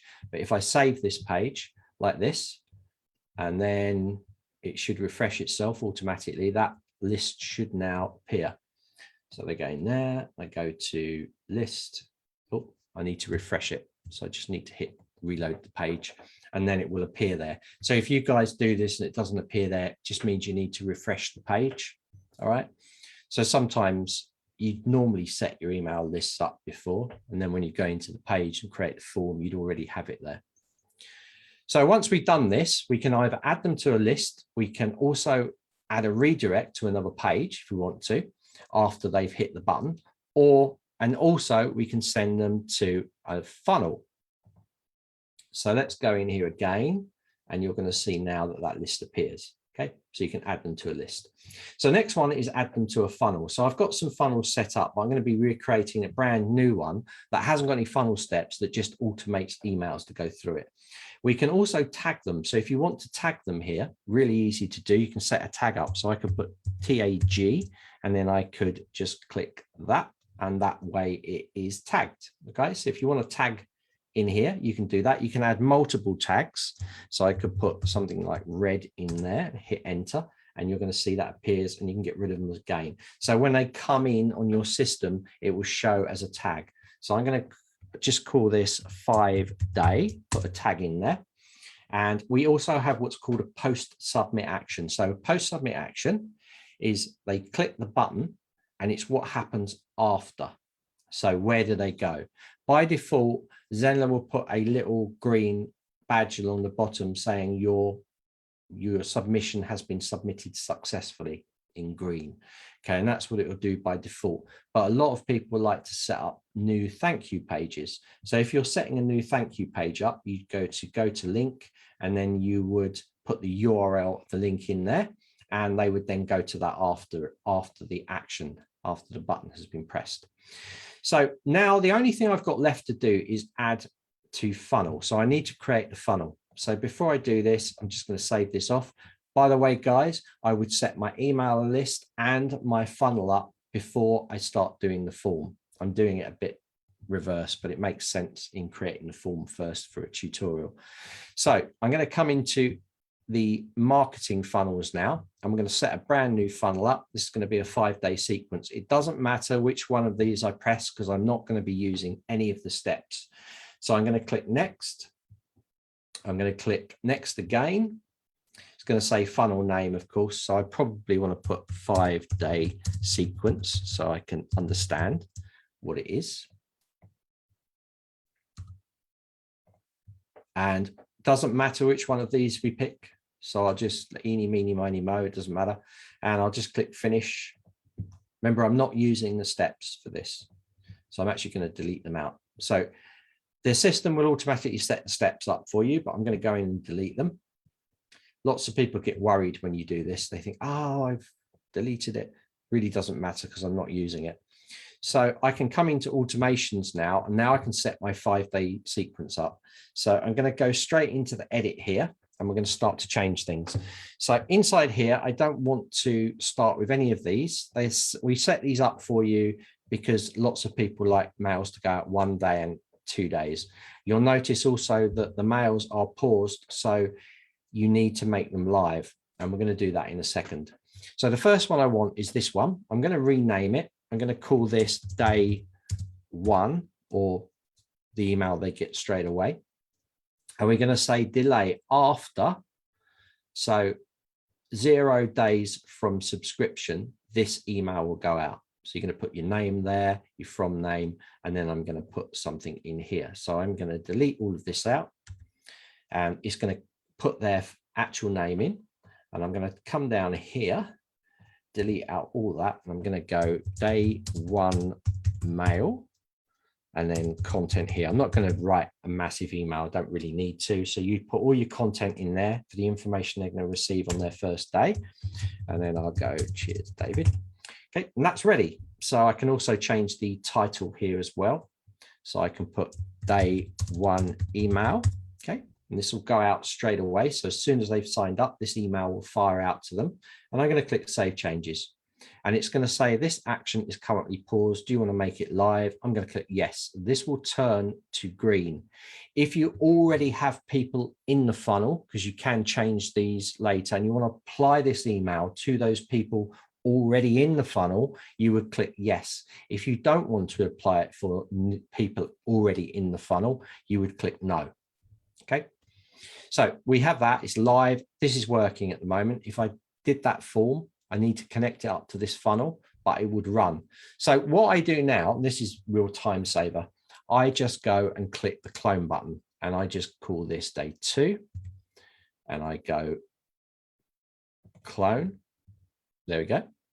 And I clone another one, day 3. So this is a 5-day sequence that we're setting up now, and day 4. And it's so easy to work with, you know, and day 5. And then I just go into each of these and I label them differently. So I'm going to come into this one. I'm going to call this day 2 and day 2. I'm going to click save. I'm going to say actions. Do you want to make it live? Yes, I do. Apply to leads. No, I haven't got any. It doesn't make any difference. Then I go into day 3. And we're going to do the same. So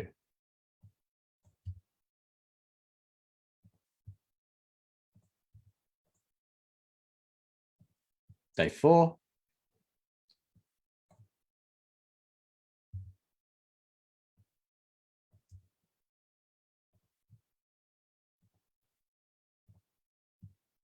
Finally, day 5. So now I have a 5-day mail sequence like that, and it's done. that's it. So I've now set up a 5-day mail sequence. There's no funnel steps in there. I'm purely using automation to drive this form. So now I've got to connect the form up to it. So I'm going to go back in here. I'm going to have to refresh the page because we have added a funnel in there that it won't pick up, just like it didn't pick up with the email lists. I'm kind of glad this is happening because some people do get confused. They're like, where's my list? Where's my funnel? And it's because they've got the page open and they're creating it at the same time. So you need to make sure you either come out the page and re-edit it, or you just hit the refresh button on the browser and it will re-pick up where the new content has gone in there, in this case, the funnel. So I'm going to go into there and I'm going to click the little gear icon and we're going to go across to funnels now. And you're going to see 5-day sequence, which is the same as our funnel. Let me just go back to funnels. There it is there, 5-day sequence. So we can now connect that up with the 5-day sequence. There we go. Click save and we're ready to go. So this form is all set up now. So let's test it out and see what happens. So I'm going to go and preview this page. And I think the page is live. It might not be live. Let me just double check.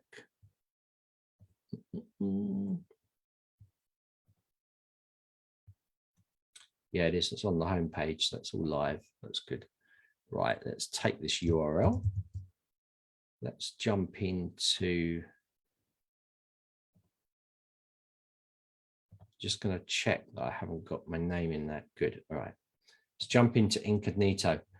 Testing as a student. Everything you do inside your Zenler site, you should test it as a student. It's really easy to do. If you've got another Gmail account or something, you can set it up. So I've got a test Gmail account I'm going to use. So this is the form we've set up. So I'm going to call this test. Let's call it Sam. Let's call it Wilson. And I've done it capitals. And then I'm going to choose that. Okay, get my 5-day email sequence. So I'm going to click that. You're going to see a little green marker come up here when it actually goes. I hope. There we go. Oh, I sent you 3 times. So that has fired off. So I will have received an email to that email address for day 1. Come tomorrow, I will receive it for day 2. You know what? I did a big mistake there. I forgot in automations to set up the timings. So you guys that already spotted that and say, what are you doing? That's what I've done. But we're live, guys. So made a little bit of a mistake there. So at the moment, all those mails would fire out at the same time. Silly me, I needed to change the day 1 timings. So it's all right. It's all good. So I'm going to say 1 day after. So 1 day after they've subscribed, it's going to fire out. Click save, apply to leads. No, in this case, I'm going to go to the next one, which is this one. This will be day 3. So 3 days after, and you can set these in here to minutes, hours, weeks. So this would be day 3 for 4.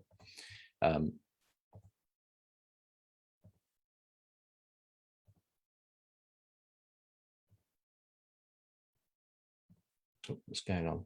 So that's the first day. Oh, I've changed the name. Sorry, guys, I'm really messing this up. Stick with me.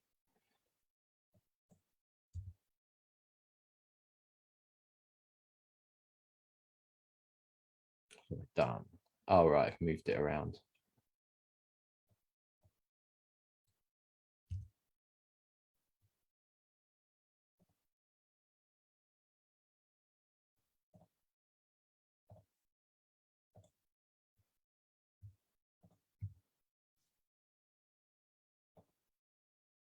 That's first day. So 1, this should be 2.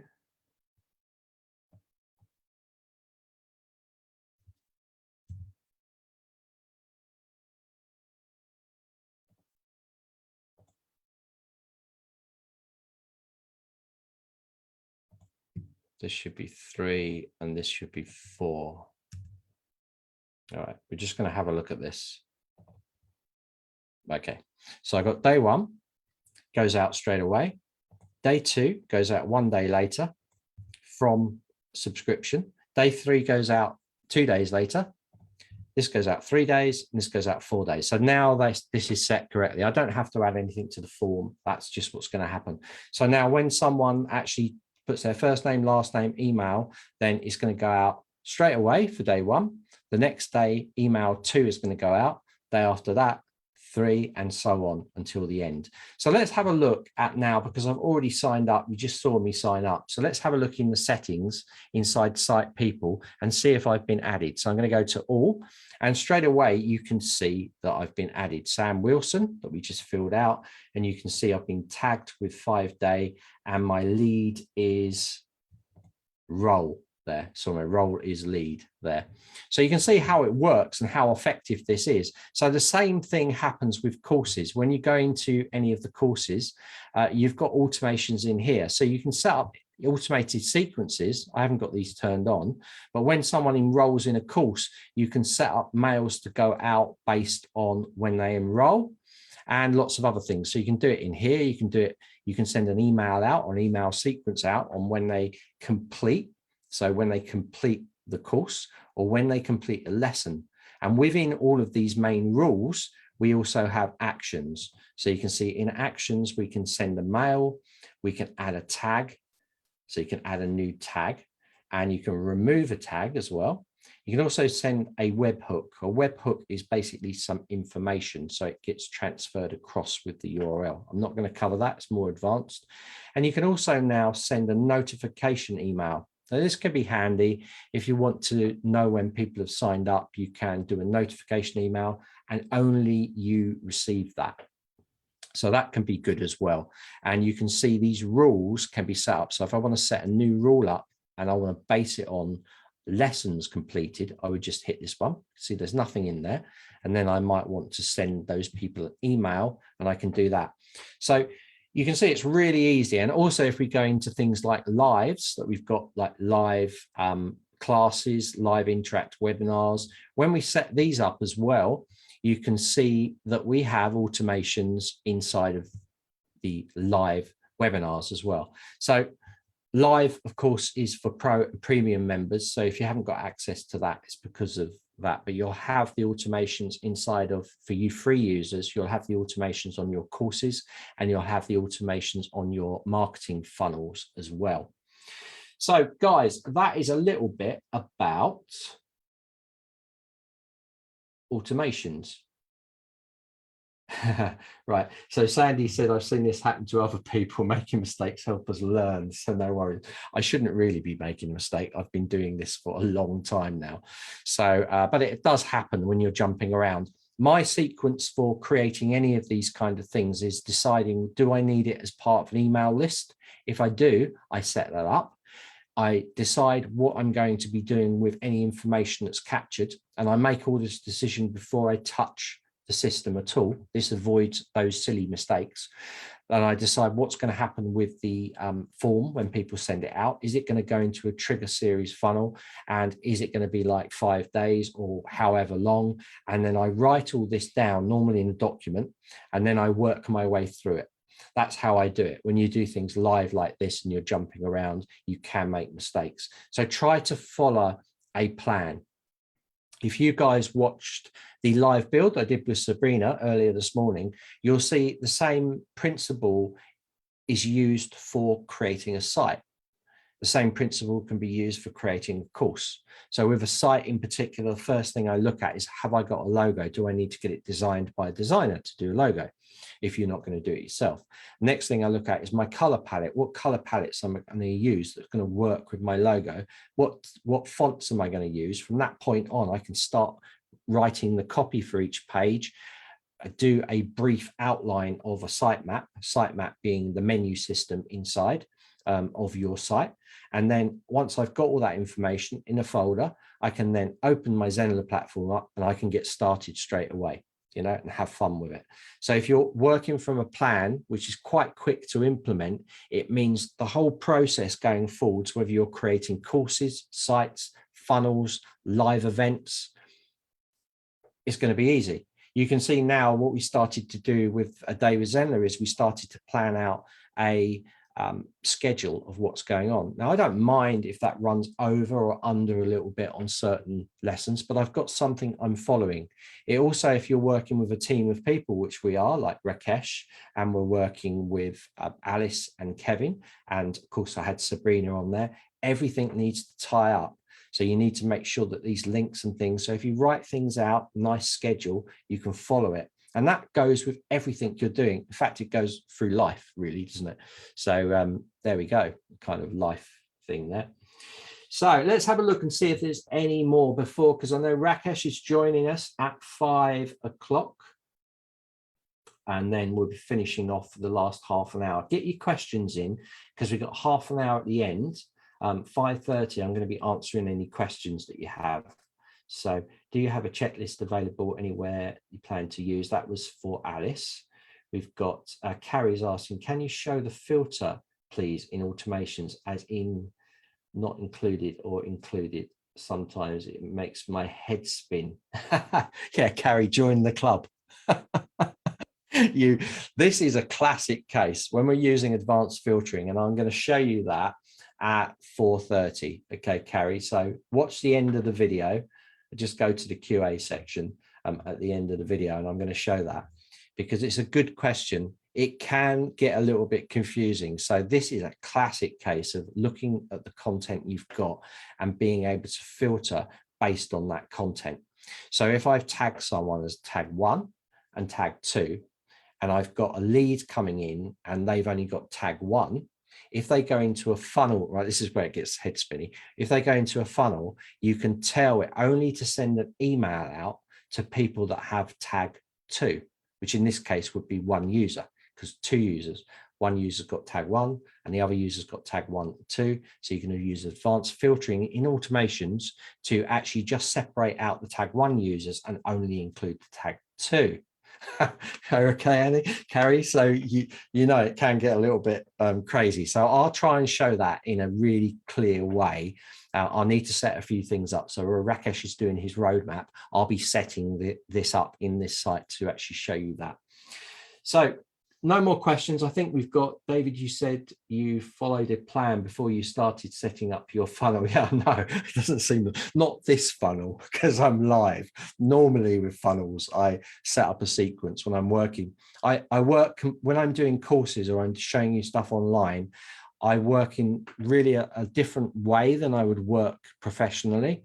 It's like if I'm doing videos, I batch process videos. I batch process all my course cards. I batch process everything. I can't show that in a lesson because it would be jumping around too much. It's just I jump around like a Speedy Gonzales, and you guys wouldn't be able to follow me if I was working at full speed.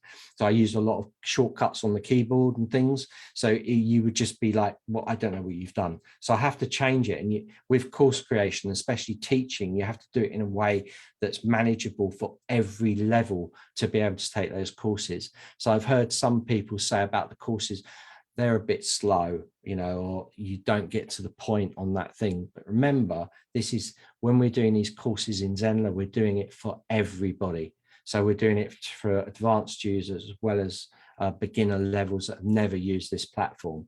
So if I do take my time over things, it is to make sure that everybody, I don't want to do another course at full speed for advanced users and another one at intermediate speed, etc., etc. So that's why I do it that way. So Sandy, that's why I do it. That's why I do it in this way. So I wanted to show you how to build the form out first, and then I showed you how to create the email list, and then how to create the funnel, how to refresh the page if you have that problem of it not showing up, and how to pull it. So I like doing it in that way, in a way, because I get lots of problems happen, and they're problems that you guys probably will get. And then you'll be like, but he doesn't show it in the video. So I don't like to be too linear with my videos. I like to try things out. I like mistakes, especially live, because then you have to fix them in front of a live audience. I can't say, pause the video, I'm just going to find out what went wrong to make it all smooth. So what happens with a lot of videos, that's why people do courses, they just show the smooth format. In my particular videos, when I'm doing my sculpting, 3D sculpting or animation work, I show the mistakes that are happening, because I like people to see that everybody's human, everybody makes mistakes, even people that have been working in the business for a long time. It happens to everybody. Don't think it doesn't. Right, so I'm going to now, we've got 8 minutes before Rakesh comes on. So I'm going to just contact Rakesh, get him ready, and he'll be on at 5 o'clock with the roadmap. So love it when Rakesh is on. He's going to be showing you upcoming features and these sort of things.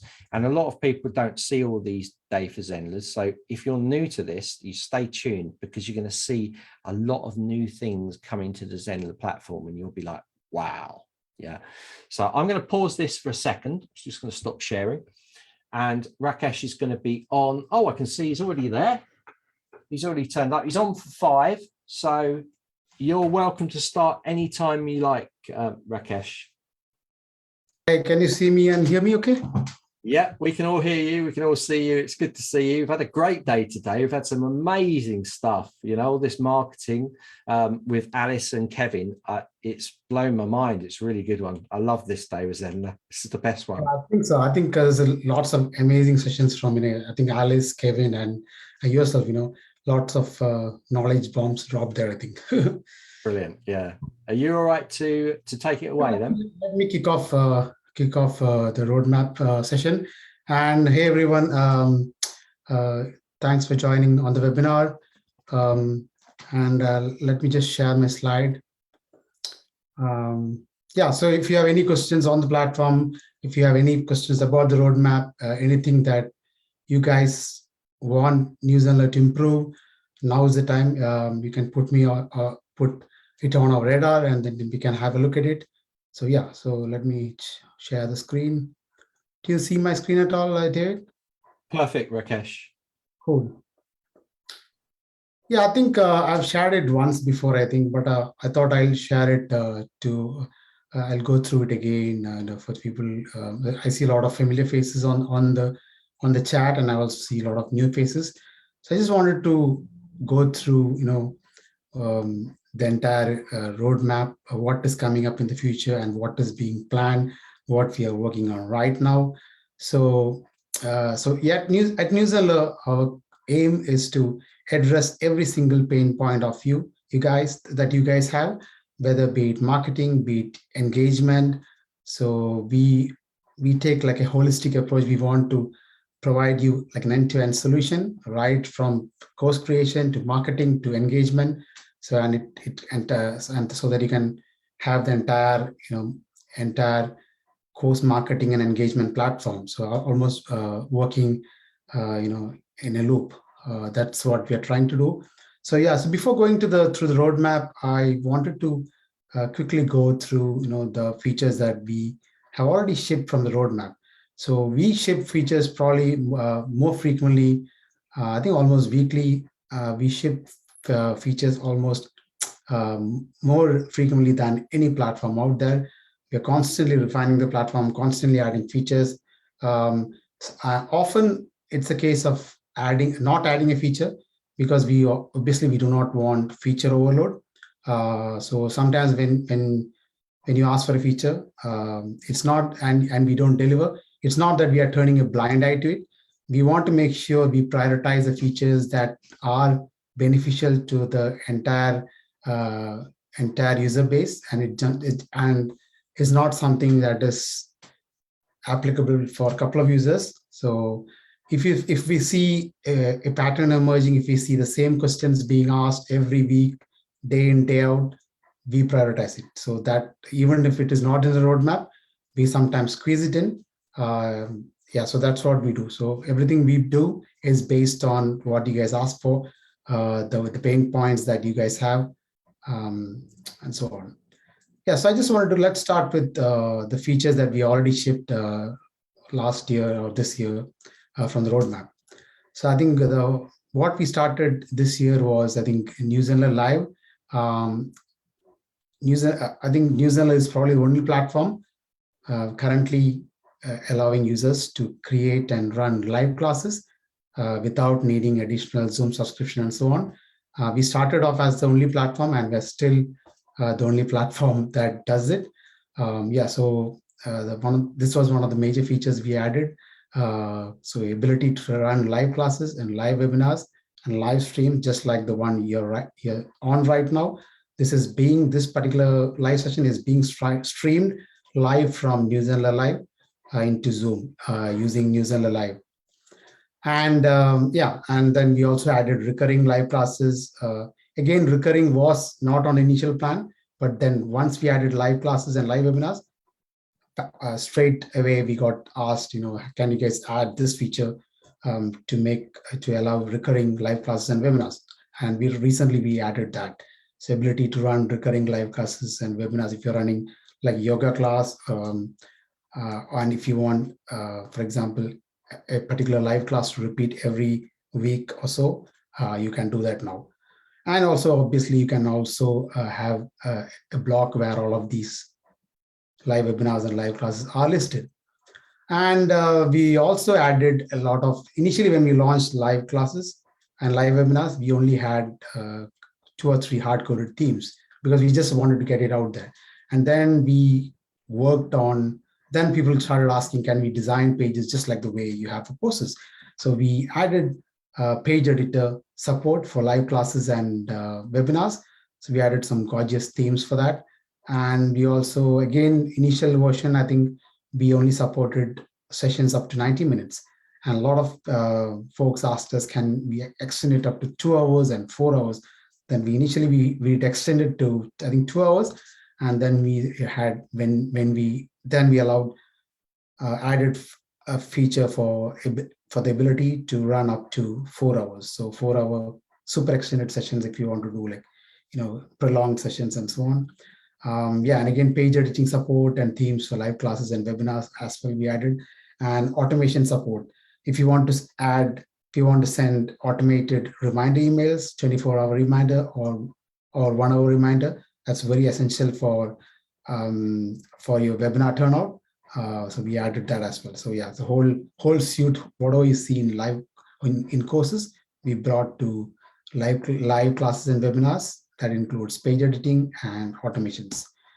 And again, there's lots of questions asked about, can you guys add discussions to courses? We didn't have that in the first version. So we added the ability to add lesson discussions just underneath your courses or inside your course player. I think a lot of people use it, and it's a very, very popular feature, and it drives engagement, and users can really engage with you, asking questions, and and the admins or the instructors able to engage and answer all the questions that students have regarding the course. And then again, blogs was not on our radar, but we started getting I think week in, week out, we started getting asked, can I have a WordPress blog? How do I migrate it to Zenler? I still can't kill my WordPress site. Can you guys do something about it? So we thought we should do something about it, and then we added blogs. This is a very basic version of blogs that we added, but we wanted to get something out there quicker. We will be refining it slowly as we go on, so that we can add all the rest of it, like in related posts and so on, for blogs. And again, for branding, if you want to maintain, if you want to have your style, your font style, your colors and everything throughout your site, we refined lots of branding related features.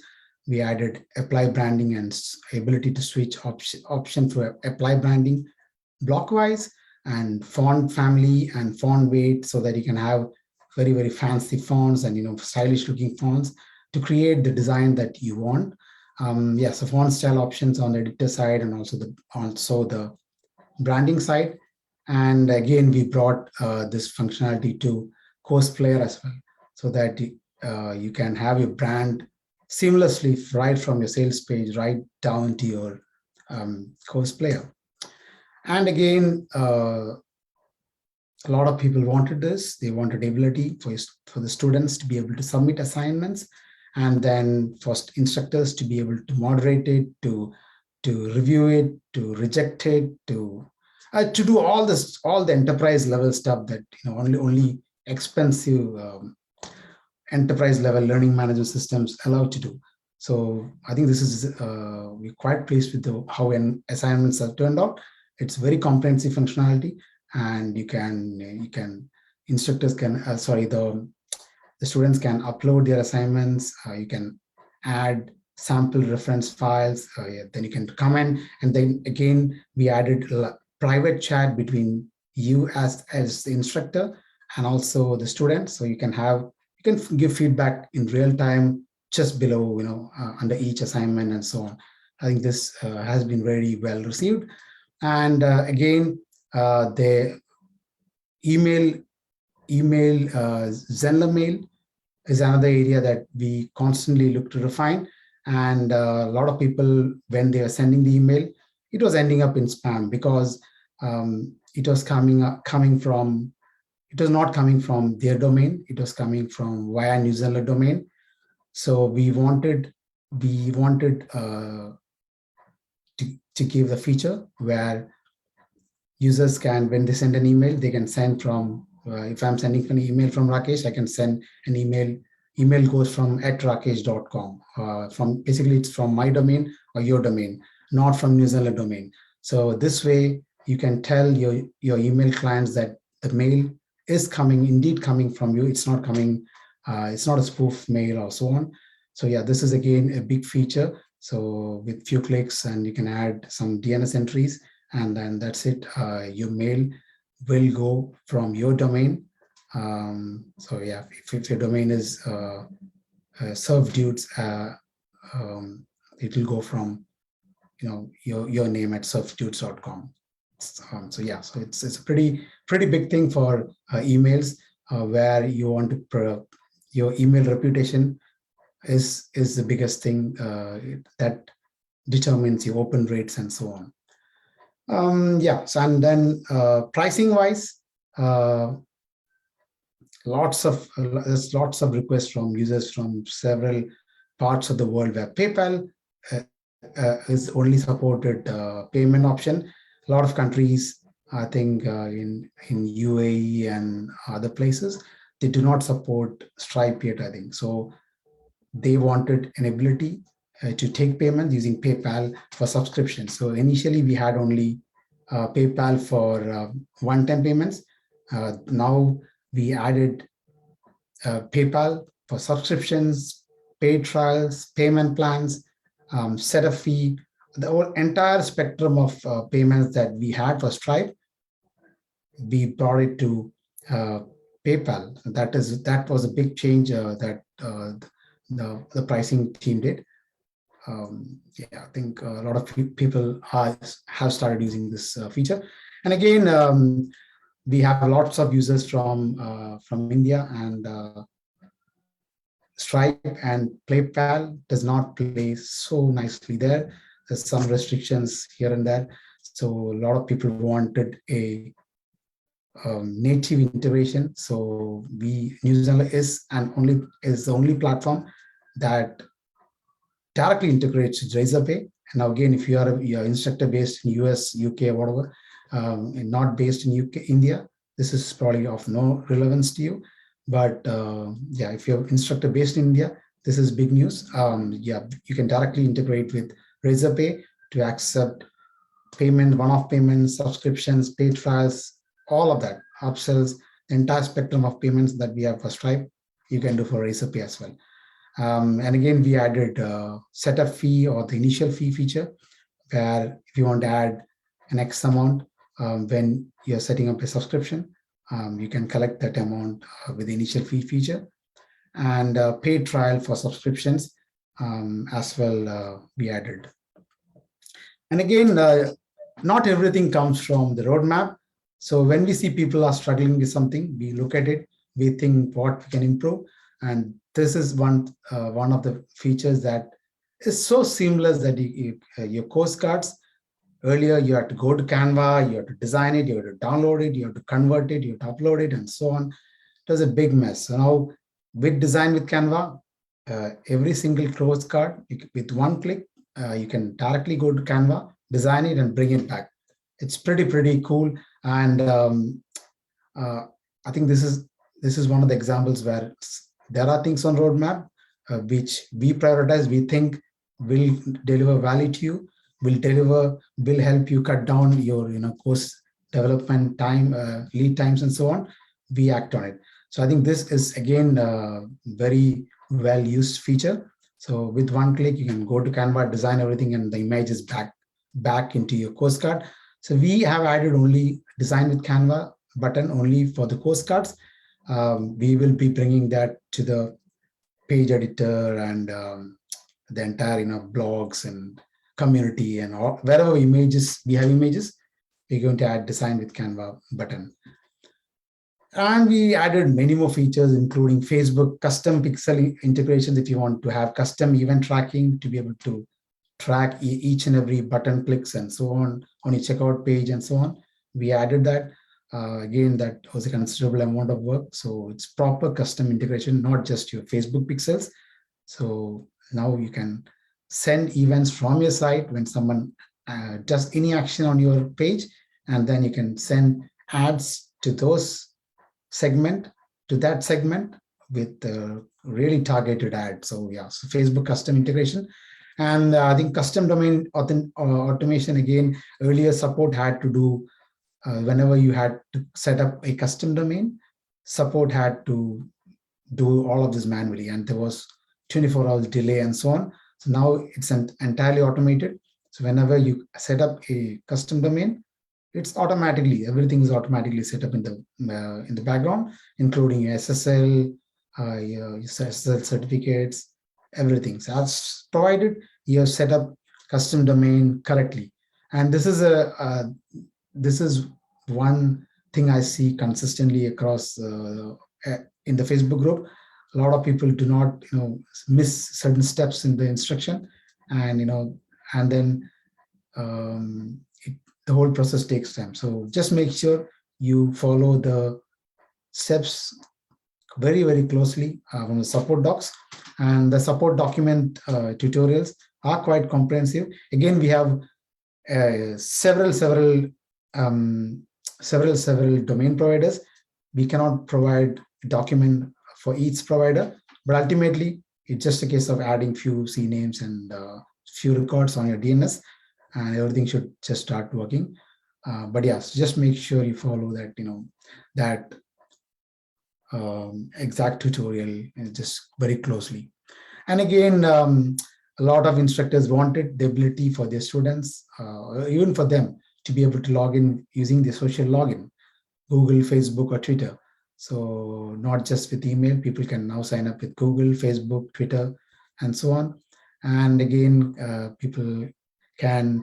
instructors can upload custom thumbnails for videos. Earlier, you had to pick a particular frame, and it was quite tricky. Now you can add custom thumbnail for your videos yourself, or you can use the design with Canva button to do everything in a breeze. And again, a lot of folks wanted the ability to copy one lesson from a particular course to another lesson to another course.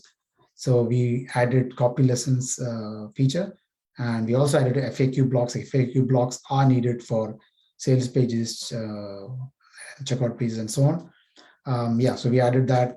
And global includes for all pages and course player.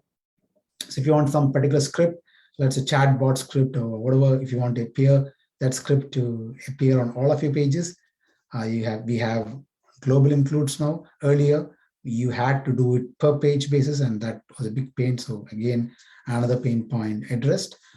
And yeah, editor preferences. So again, save blocks as templates, so that if you have spent a lot of time creating a particular block, and if you want to reuse it on another page, there is save blocks functionality. And this is a feature that we added very recently, I think a couple of weeks back. If you want to do like a paid blog, or if you want to have your blog post only visible for logged in members, or for people enrolled on a particular tier, or if you want to have this blog post, your blog post visible only to people enrolled on a particular tier, particular pricing plan, and so on, you can do it. Yeah, so this is the first step towards paid blocks. We'll be expanding it. Yeah, so we want to add features like, bit like what you see on Medium, where Medium blocks, where you see half or a portion of your screen of your blog post, and the rest will be faded out, and it will be like a paywall where they need to sign up or purchase the plan or whatever, so that they can see the rest of the blog post. And this is another feature that we added very recently, single sign-on. If you have an external site that is not hosted on Zenler, and let's say you have got your users have got login there, and if you want your users to seamlessly log in using the credentials on your external site to Zenler without needing extra logins. So one login, if they log into your external site, and boom, they are into your course and then into your site without needing additional login on Zenler site. Yeah, so that is a very, very important feature if you have an external site, and if you want to have a single login across the board from the external site to Zenler. If you do not have an external site, if everything is hosted on Zenler, you do not need to worry about this, and you don't need to use this feature. Yeah, so now let's get into the to the roadmap. If you have any questions on what features we have rolled out so far, let me know in the chat below. Let's take a look at what is coming up. There's lots of stuff that is coming up. We can reveal some of it. We cannot reveal some parts of it. Some of it is super secret, but you will hear from us from in the due course. I think David knows some of it, but I think, yeah, so it's coming up. A lot of stuff, a lot of features are planned. I think the biggest one that I'm quite excited about is the ability to live stream into your courses without needing additional registration. Now, if you want to add something to your have live classes for your students, they need to register. They need to every time you need to send them the link to register page. They need to register, and it takes time and it breaks. There is a friction involved in that. So we wanted to make it easy. So we are going to add a live class lesson type. So just like PDF or courses or PDF or video, we are going to add a live class lesson type. And there, once you add that, you can select a live class, and then the particular live class will be streamed into your course player or into your site. And also we're going to remind them if a session is going to come up in 1 hour, there's going to be a little pop-up on the top, like a sticky pop-up saying, hey, your session is coming up in 1 hour, so that they're not going to miss it. So yeah, so it's a complete systems where so again, your students will not need to register. They'll get access straight away whenever you stream live. Whenever you start the live class, it will be streamed live into your course player or your site. Again, they can view it without needing Zoom download. So it is going to play right inside your course player without needing a Zoom download, and again without going through Zoom.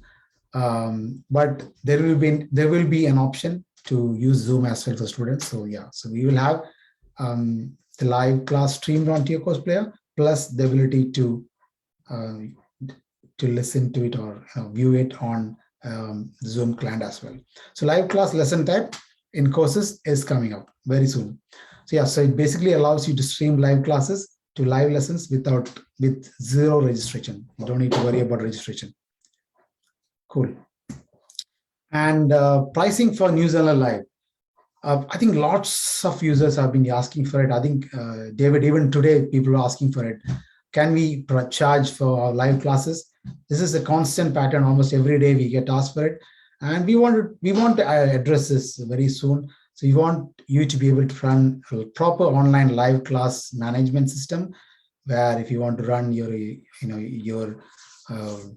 yoga class or whatever, and if you want to do it live, you can do it.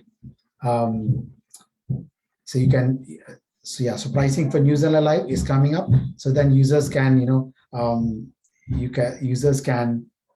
your students can purchase a live class or a live webinar. You can charge for it. Again, Razorpay, Stripe, PayPal, all of that will work for it, with including coupons. Yes, the pricing for Zenler live classes and live webinars is coming up. The new page editor, again, we see a lot of issues with people raising issues with the page editor being lagging, page editor having this issue and that issue and so on.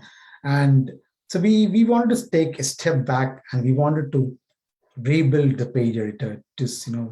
We know what problems currently the page editor has.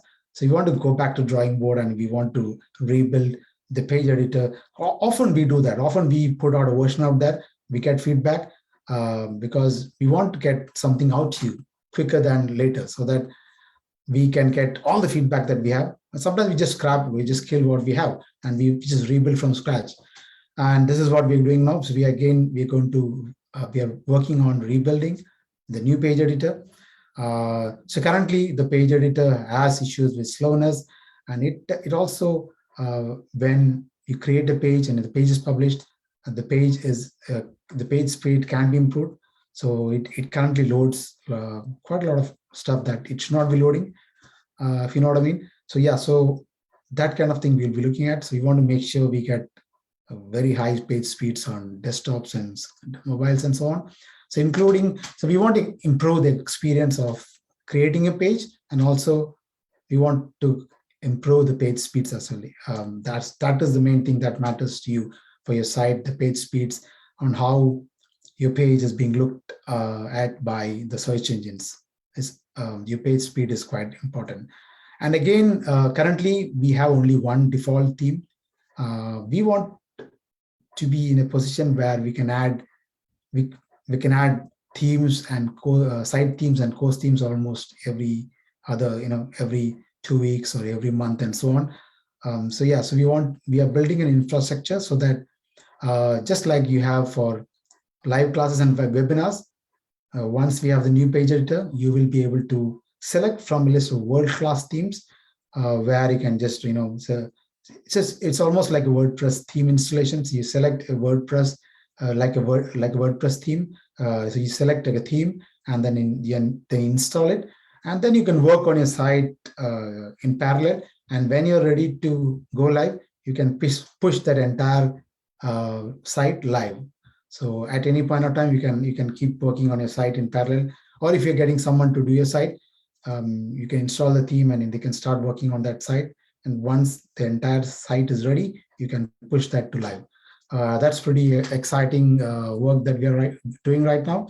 And all of this takes time. So we don't want to cut corners. It's going to take time, but we're going to do it in a very good way. And we want to make sure we have a solid foundation where we are in a position where we are able to add themes regularly instead of being dependent on, I see lots of people asking for themes and so on. It's great. There are lots of themes in the Zenler ecosystem, but it's always good if we provide all the basic themes that you need without needing the additional purchases. And this is another feature that we are quite passionate about. So currently, the community feature that we have, it works, and but it's quite basic. It's just a news feed. So you want to make it work almost like a Facebook, how the Facebook group works. Yes, with topics and everything. And we want you to be able to run proper community right inside the platform without needing additional platforms like Mighty Network and so on. We can do it. So why do we need to have another platform stitched in? And Zenler Mail, again, we are constantly refining that. As I said, we added email domain authentication feature. And this is something that we are constantly refining. I think we get pretty good delivery rates. I think a lot of users are happy with the new Zenler mail platform, but I think there's always room for improvement, and we will be looking at refinements. And also, we also plan. So currently, we only have two funnel types, which is lead magnet funnels and video series funnels. Of course, you can take that as a basis, and you can create any number of any style funnels that you want. We have tutorials on our YouTube channel and tutorials regarding that if you want to create survey funnels and so on. But we want you to be able to, we want to add more funnel types so that you can have templates for creating webinar funnels, auto webinar funnels, virtual summits. So again, without needing additional software for virtual summits, we want you to be able to run them, waiting list funnels and so on. So yeah, we'll be looking at adding those as well, and lots of refinements to the platform and the infrastructure, because as we scale, we want to be able to make sure we can handle all the capacity that you guys, all the traffic that you guys send to us. And we have a very strong DevOps team, and you are in good hands. So we are constantly refining on the platform, on the infrastructure, and so on. And there's lots of other stuff coming. There's a big secret thing that is coming up. I can't reveal right now, but I think hopefully in the next couple of weeks, you will hear from us regarding that. So something secret is coming up. Watch out. And again, this is something probably we may add before the launch or before or after the launch, whenever the launch is. So a lot of people, I think currently we handle only UVAT. Now there is UK VAT, there is Australian GST, there's US taxes, the state taxes in the US. There is, every country has its own tax structure. So we want you to be able to, from any part of the world, if you are an instructor and if you're using Zenler, currently a lot of instructors just treat it as tax included and then do the accounting that way. But we want to add that functionality as well, so that the tax country and state tax management is done automatically for you, just like we do for UVAT. So yeah, so country's tax management. Cool. And yeah, and next one is, I think a lot of people currently use Calendly, or I think scheduled ones, I think, to run meetings and so on. So we want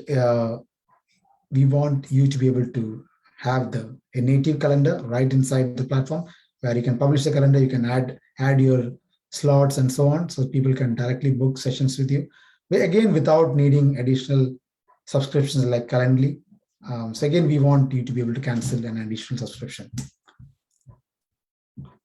Quizzes and surveys. I think there's lots of improvement that can happen on the current one. So we're going to kill the current quizzes and surveys because we're not happy with what we have right now. It works, but I think it needs to be rebuilt from ground. So we're going to build the quizzes and surveys with branching, feedback, all the enterprise level features that you have, just like you got in assignments.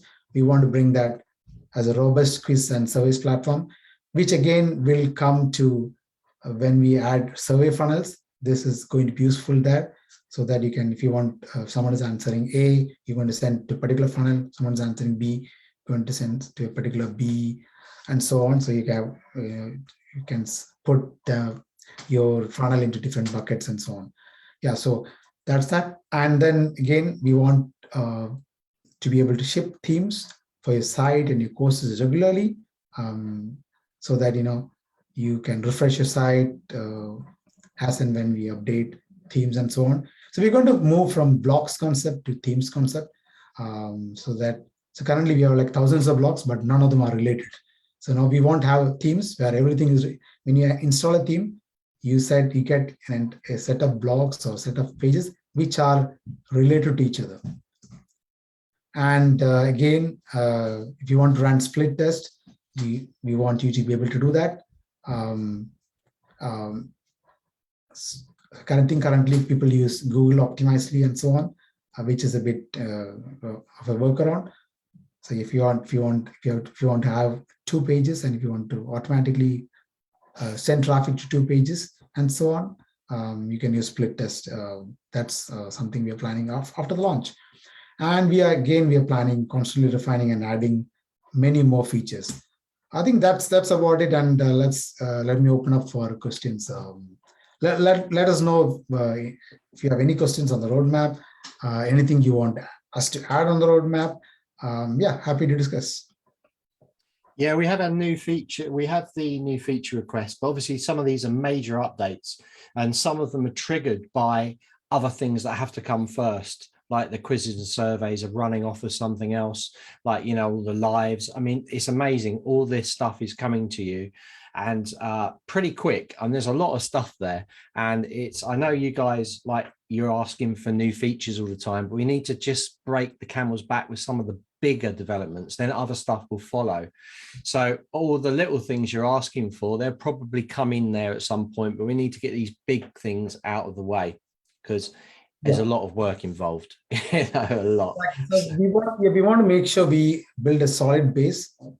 Adding features is easy. Again, it's often a case of, as I said earlier, we want to make sure we add the features that you need. We don't want a feature overload. So basically we take a lot of care and to prioritize a particular feature. We don't want to confuse the entire user base to add a feature which is only relevant to a couple of people. So we want to make sure we add features carefully and responsibly.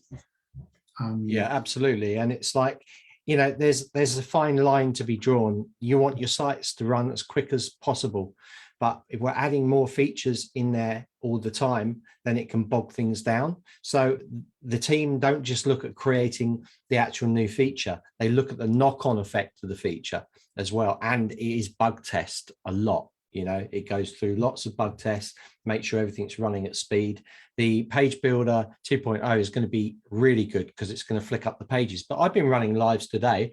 You know, there's a little bit of a load time on one of the pages, but then I am streaming and doing lots of things online at the same time. So normally for me, it comes up fairly quick. If you've got a very low internet speed, it could take a long time. It might even go out, but that's because of the internet speed. Maybe you've got tons of tabs open on your browser.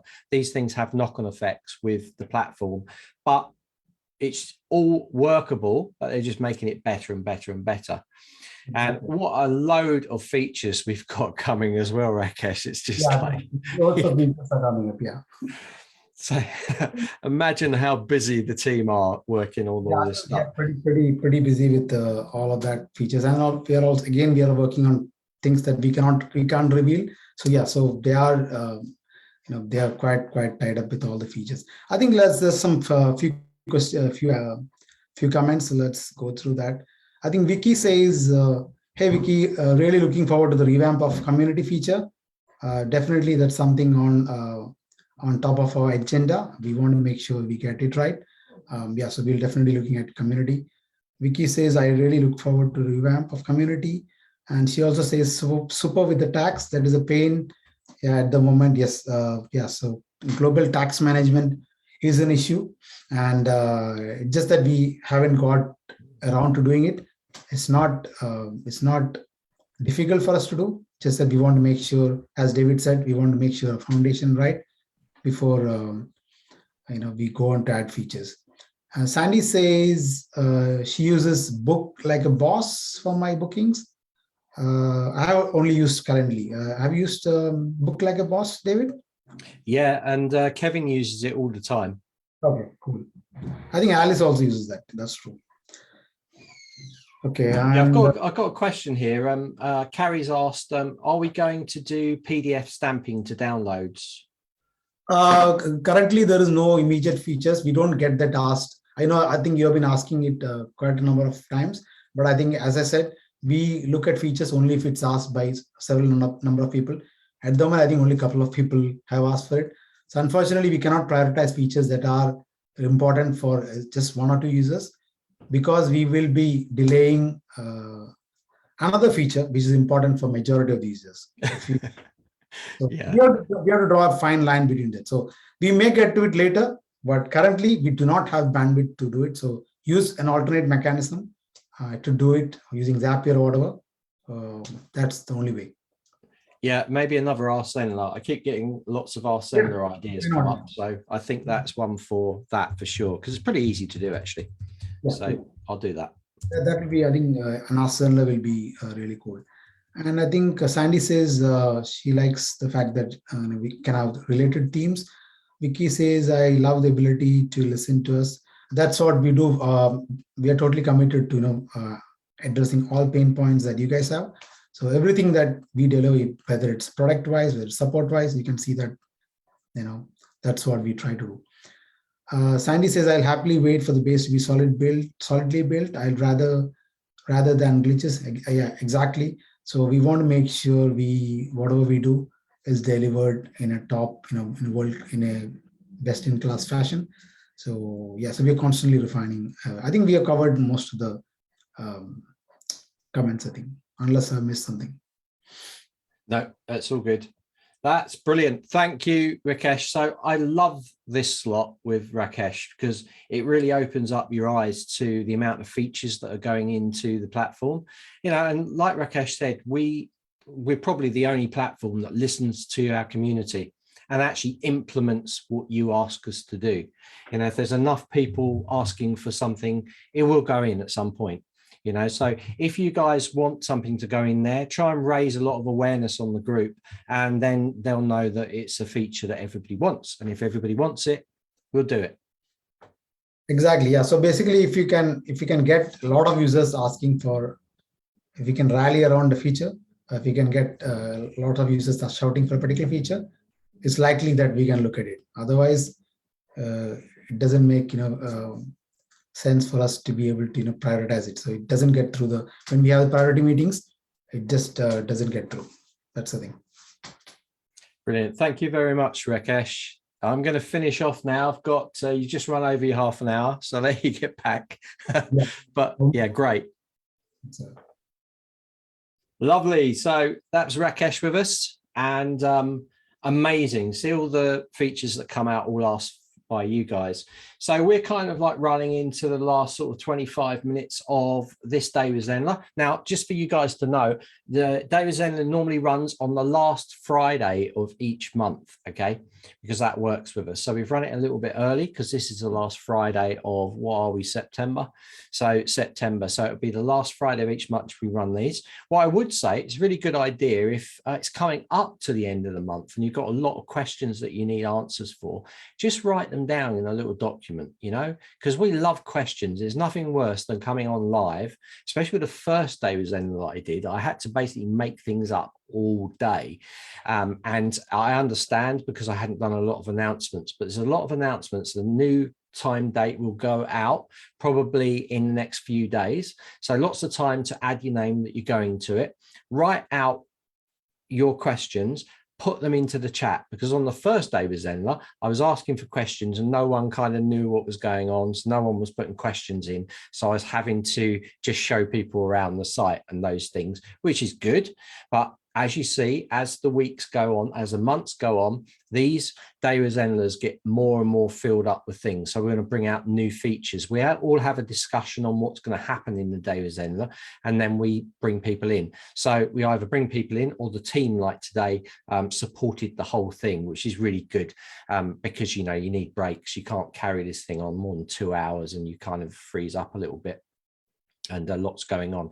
So we want to also ask you guys, and I run this last month, but I'm going to really concentrate this month and actually select maybe a few of you, if you want to come on a Day with Zenler, because you might be experts on a particular field to do with online courses.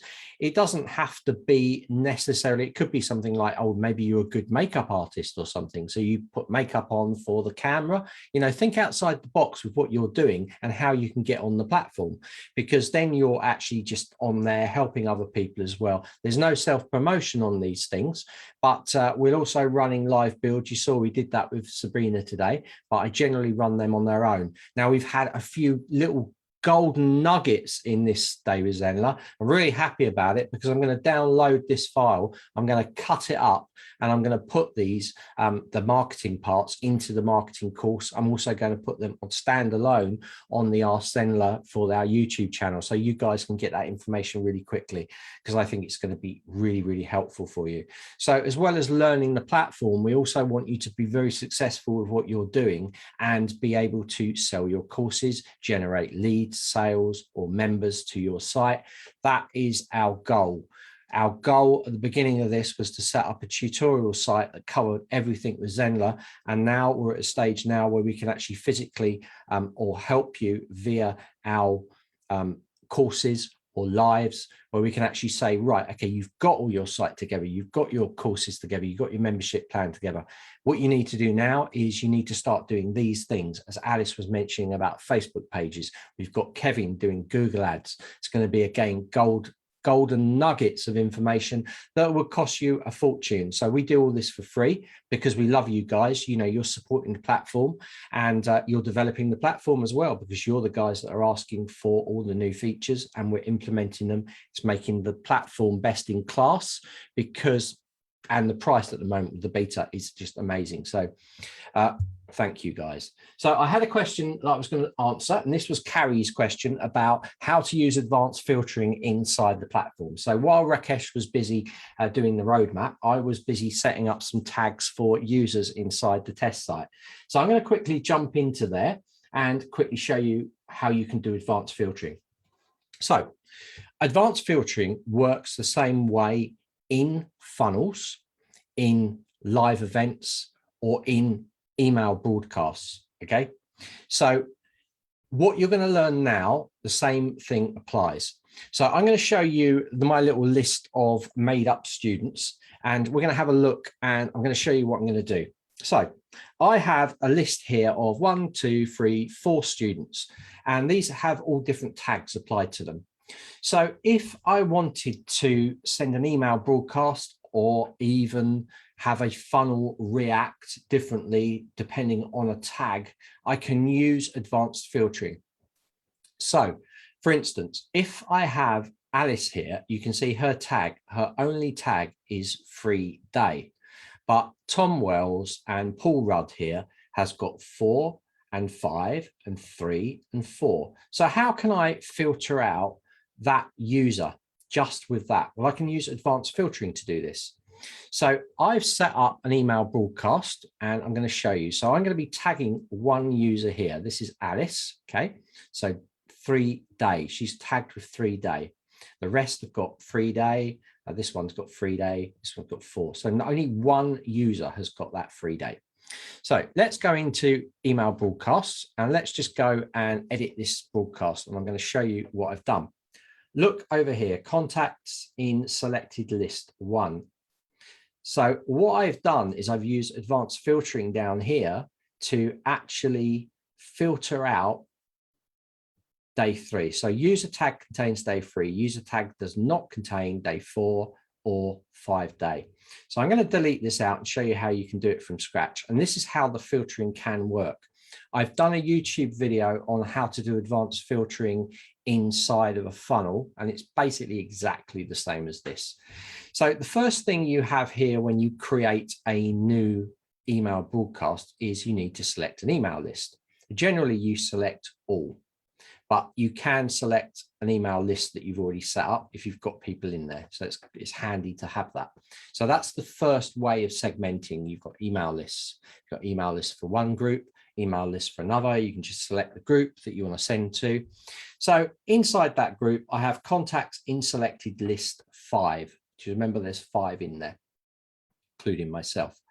So let's have a look. We've got advanced filtering. I don't want all 5. I just want 3 day, the people that are tagged with 3 day. So if I go to now advanced filtering here and I add a filter group, this is going to give me another filter selection starting here, and I can start adding the filter.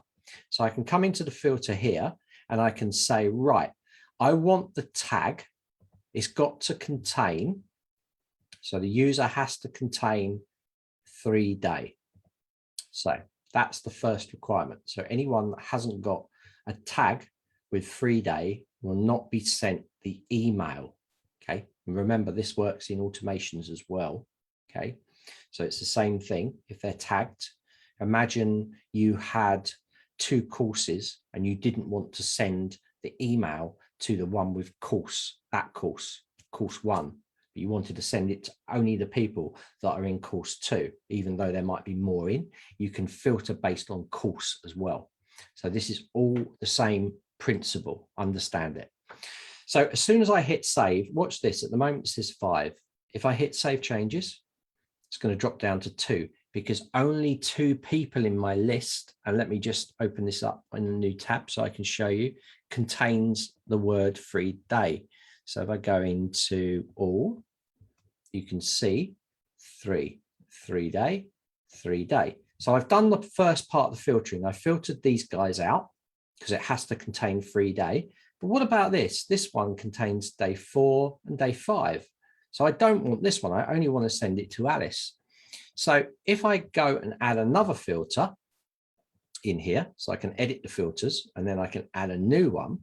This one is going to say use tag not contains, and then I'm going to go not contains 4. I'm going to save that, and you're going to see it's gone down to 1 now. And just to make sure, I can say tag contains does not contain day 5 as well. And you notice the tags come up. Click save. So now what I know, because I've only got 3 tags in my site, is 3-day, 4-day, 5-day.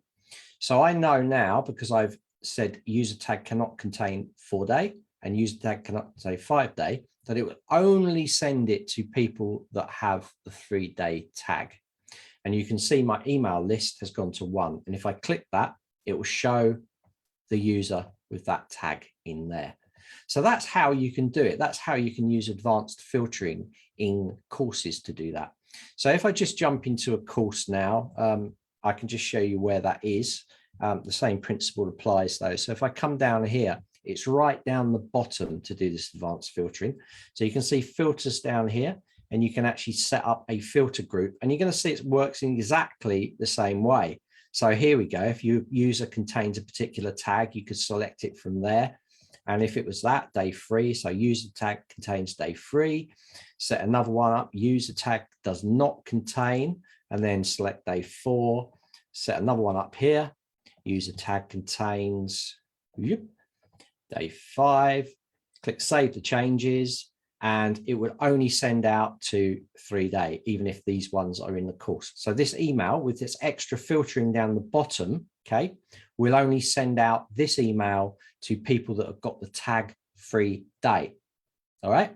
So you think about this, right? So say you've got someone in there that's got 3-day, but you want to set another one up, same email, but change the wording differently, give them a link to maybe more media. You can do that. So I could come in here and I could clone this one out, and I'll just clone it here. So there it is there. So I could go in here and I could shift this around. So I could go and edit filters, and I could go, actually, I want this to contain that, and I want that not to contain that, and click save. Now I know I'm only tagging, day 4, day 3, save. Now I know I'm only tagging this day 4 group. So this is a new mail. So I could put new information in here, and the email will go out based on the automation to different people at different tag stages. Now, remember, when someone comes in a course, you might, it's a whole world of what you want to do with this stuff, because you might want to say, when someone first comes in a course, or from when they enroll, you might want to add a tag when they first come into the course. And then after 5 days, you might want to remove a tag. Really easy. Add a tag, say, right, okay, as soon as they've enrolled, 0 hours, I want to add newbie. Hit enter.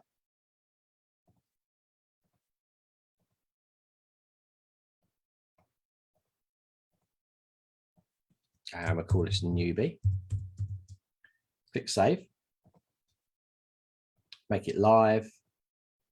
Okay, so that on day one, as soon as someone registers for this site, enrolls in this site, pays for it, they'll be tagged with newbie. Okay, so let's say 5 days later, we want to remove the tag. So I'm going to go in, I'm going to go remove tag. And in the remove tag, I'm going to select newbie. This is remove tag. So I'm going to go remove new. And we can say days, 5 days later, or however, and click save. So now, make that live if I wanted to. Now I know that someone's coming in will be tagged with newbie. So I'll see them in my list of people to email out to. And then I know after 5 days that that tag will be removed and they will no longer be newbies for that course. So you can see how it's working. This is just standard automations in here, but you can add filters with this as well. So if they were tagged with tag free and they were newbie, I could even say don't tag them if they've got tag free on there, keep them as newbie. Do you see what I mean?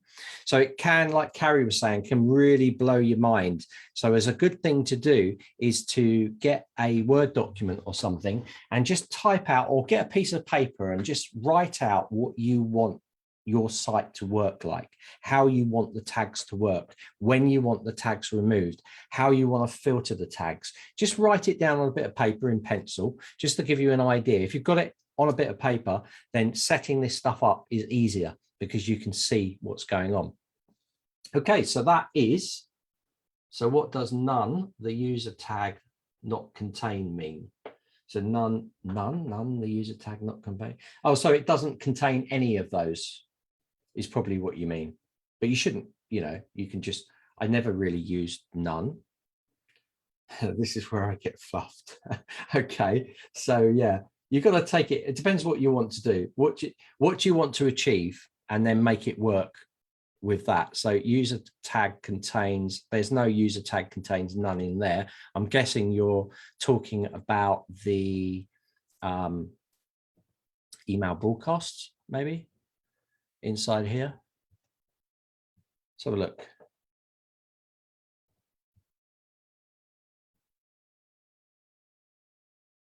User tag contains, enrolled, none. I don't know where do you mean? What do you mean?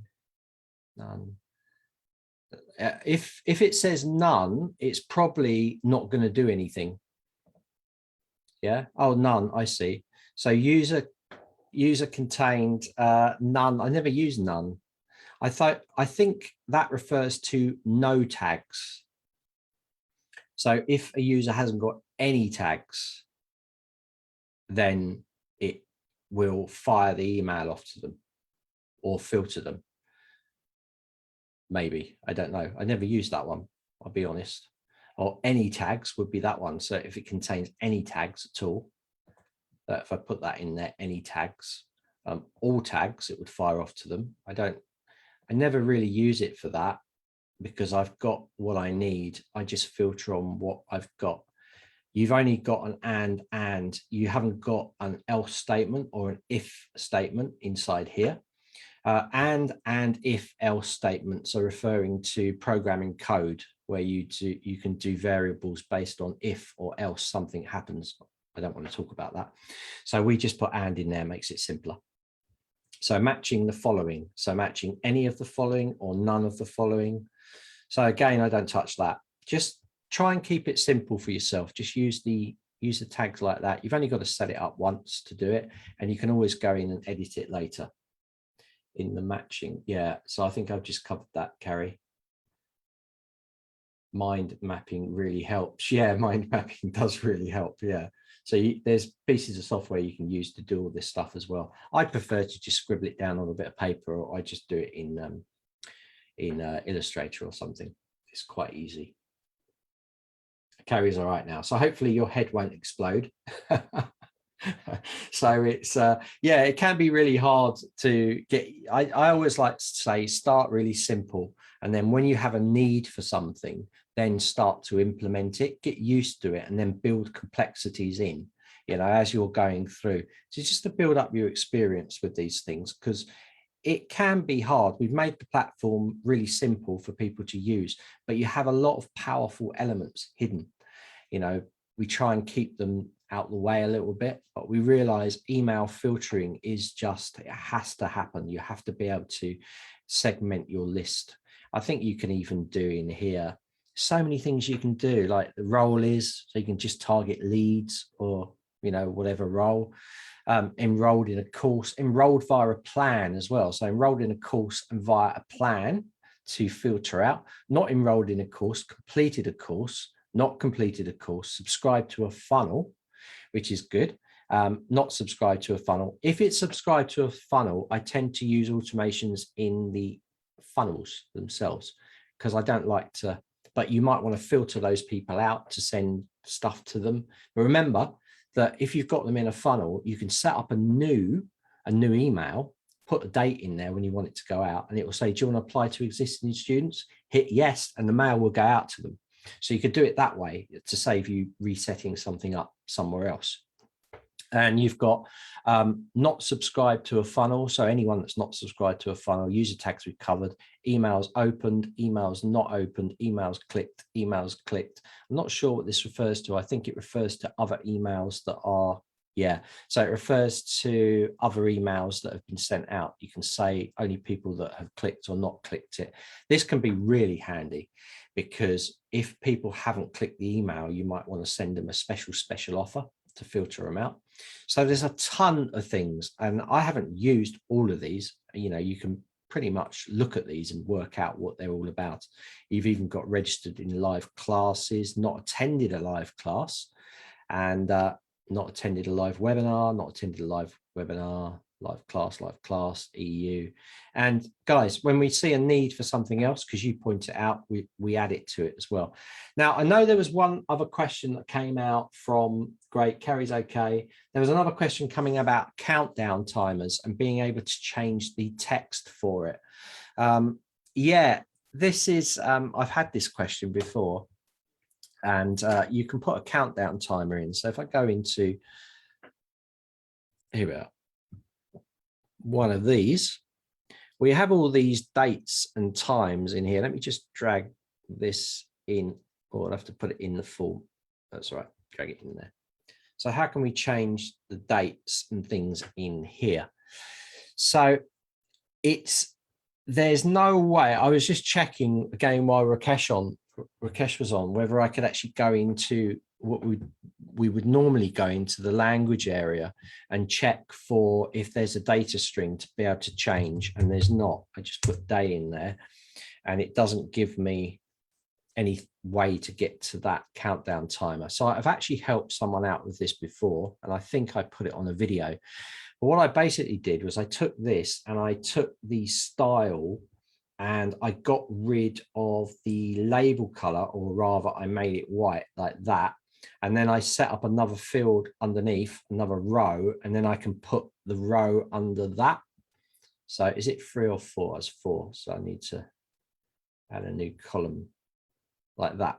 And then you can add something like some text in there and use that language across. So that's how I did it. Remember, guys, also, because you've got that space there, the text is there, it's just white. So what you can do is you can come in here, go to the gear icon, and where you've got spacing top, okay, I can actually push this up if I put in a negative value. Do you see that? So by putting a negative value in there, I can push it up to more of a better position to put this thing into. So that's a way that I can sort of get around this thing, but we are aware that that can't be changed. There's also a big demand for different language sites to be able to switch around. So I'm not sure where that is, and I have to ask Rakesh about that if that's something that's coming up. But this is a kind of workaround to be able to do that. So if you just clone this block out, drop it into here, you can get a similar thing working for different languages. You know, but it would be nice if we could actually change those languages in the language settings. So this is something I will raise with Rakesh. If it's nice and easy to do, then we will do it. So that was a question that was asked. So Sandy said, I learned a lot. Thanks for this. I'm going back to start over the earlier parts of the live training. It's only 1 p.m. ET US time, so I missed the beginning of Dave Zenler. Yeah, it was really, really good, the beginning part. So I did a live build, Sandy. So I think you'll enjoy that. And of course, you know, that information from Alice and Kevin there, and also the new features that come out from Rakesh was fantastic as well. So have we got any other questions? So what's none a user? Hello, I think there's a question. I'm having some problems with the course player, including the bug where users can't retake a course without being kicked out to the curriculum. So can't retake a course. So are you saying can't retake a quiz? Question for Q&A? No, I don't understand. I might have to get back to you on that one. I need to remove next lesson button. Can you tell me how to do this? Well, the next lesson button allows you to move forwards to the next lesson. So Jenny, maybe privately message me on that one so I can understand it, because I think it's a bit more of a long question to answer. So we've probably done a video on it, so I can probably just send you a video link or a couple of videos. If we haven't, then I'll do it as an Ask Zenler. So I've got a few Ask Zenlers come out of this day with Zenler. And one of them's creating memes or animated stuff. Okay, so I'll be using probably pixel art to do that, maybe Canva. We've also got PDF stamping, so I'd like to get that done because that's come up a couple of times. Well, it's probably come up about 5 times. So I want to get one done for that. Jenny, I'm going to talk to you about your problem, and then I'm going to resolve that as well. So what I like with a day with Zenler, especially when you guys are asking questions, it gives me ideas to do stuff. Another one is a checklist or a workflow on how I work with creating funnels and marketing and how I lay things out. That would be really useful for you. So I'm going to do that. We already have a checklist. If you go into Learn Zenler on tutorials.newzenler.com, you'll see there's a checklist on there. We need to build that out as well. So I need to get back, or I need to get admin to start adding stuff to that section, because it's only done the site side of things. So that needs to be built up as well. So I think that is about it. We are coming up to the last minute of 6. Oh, just on Facebook. Okay, thanks, Jenny. All right. Yep, on Facebook. Well, Facebook message me, PM me, yeah, Jenny. So guys, for you people that are watching this on replay, you know, I really hope you enjoy this. And for you guys that have actually attended live, amazing, because your questions keep the thing flowing. You know, we try and cover a lot of different subjects. I might be asking, in fact, I will be asking what you require. I might do a form and ask you what you want to see in the next day with Zenler. Now, of course, we've got 6 hours to play with, so we can get in depth with stuff, you know, like we did today with the live build. If you like that, we might do another one. So you might be selected. Okay. So lots of things to think about. You can definitely put your ideas forwards for slots that if you want to come on live a day with Zenler. If you have an idea what you'd like to see on a day with Zenler, put it in the chat. We look at it. I keep it aside. We set up a schedule of things, and then we put it up there for you to get. So the next day with Zenler, the events will go in the sort of next 3 or 4 days. You can then say you're going to it, and if you're included in it, I'll reach out to you and we'll talk about what happens to get you online, like Sabrina today. All right, guys, so I'm going to say au revoir, and we'll see you all very soon. And yeah, have a good weekend, guys. Friday here, 6 o'clock in the evening, and I will see you all very soon. Take care. Bye.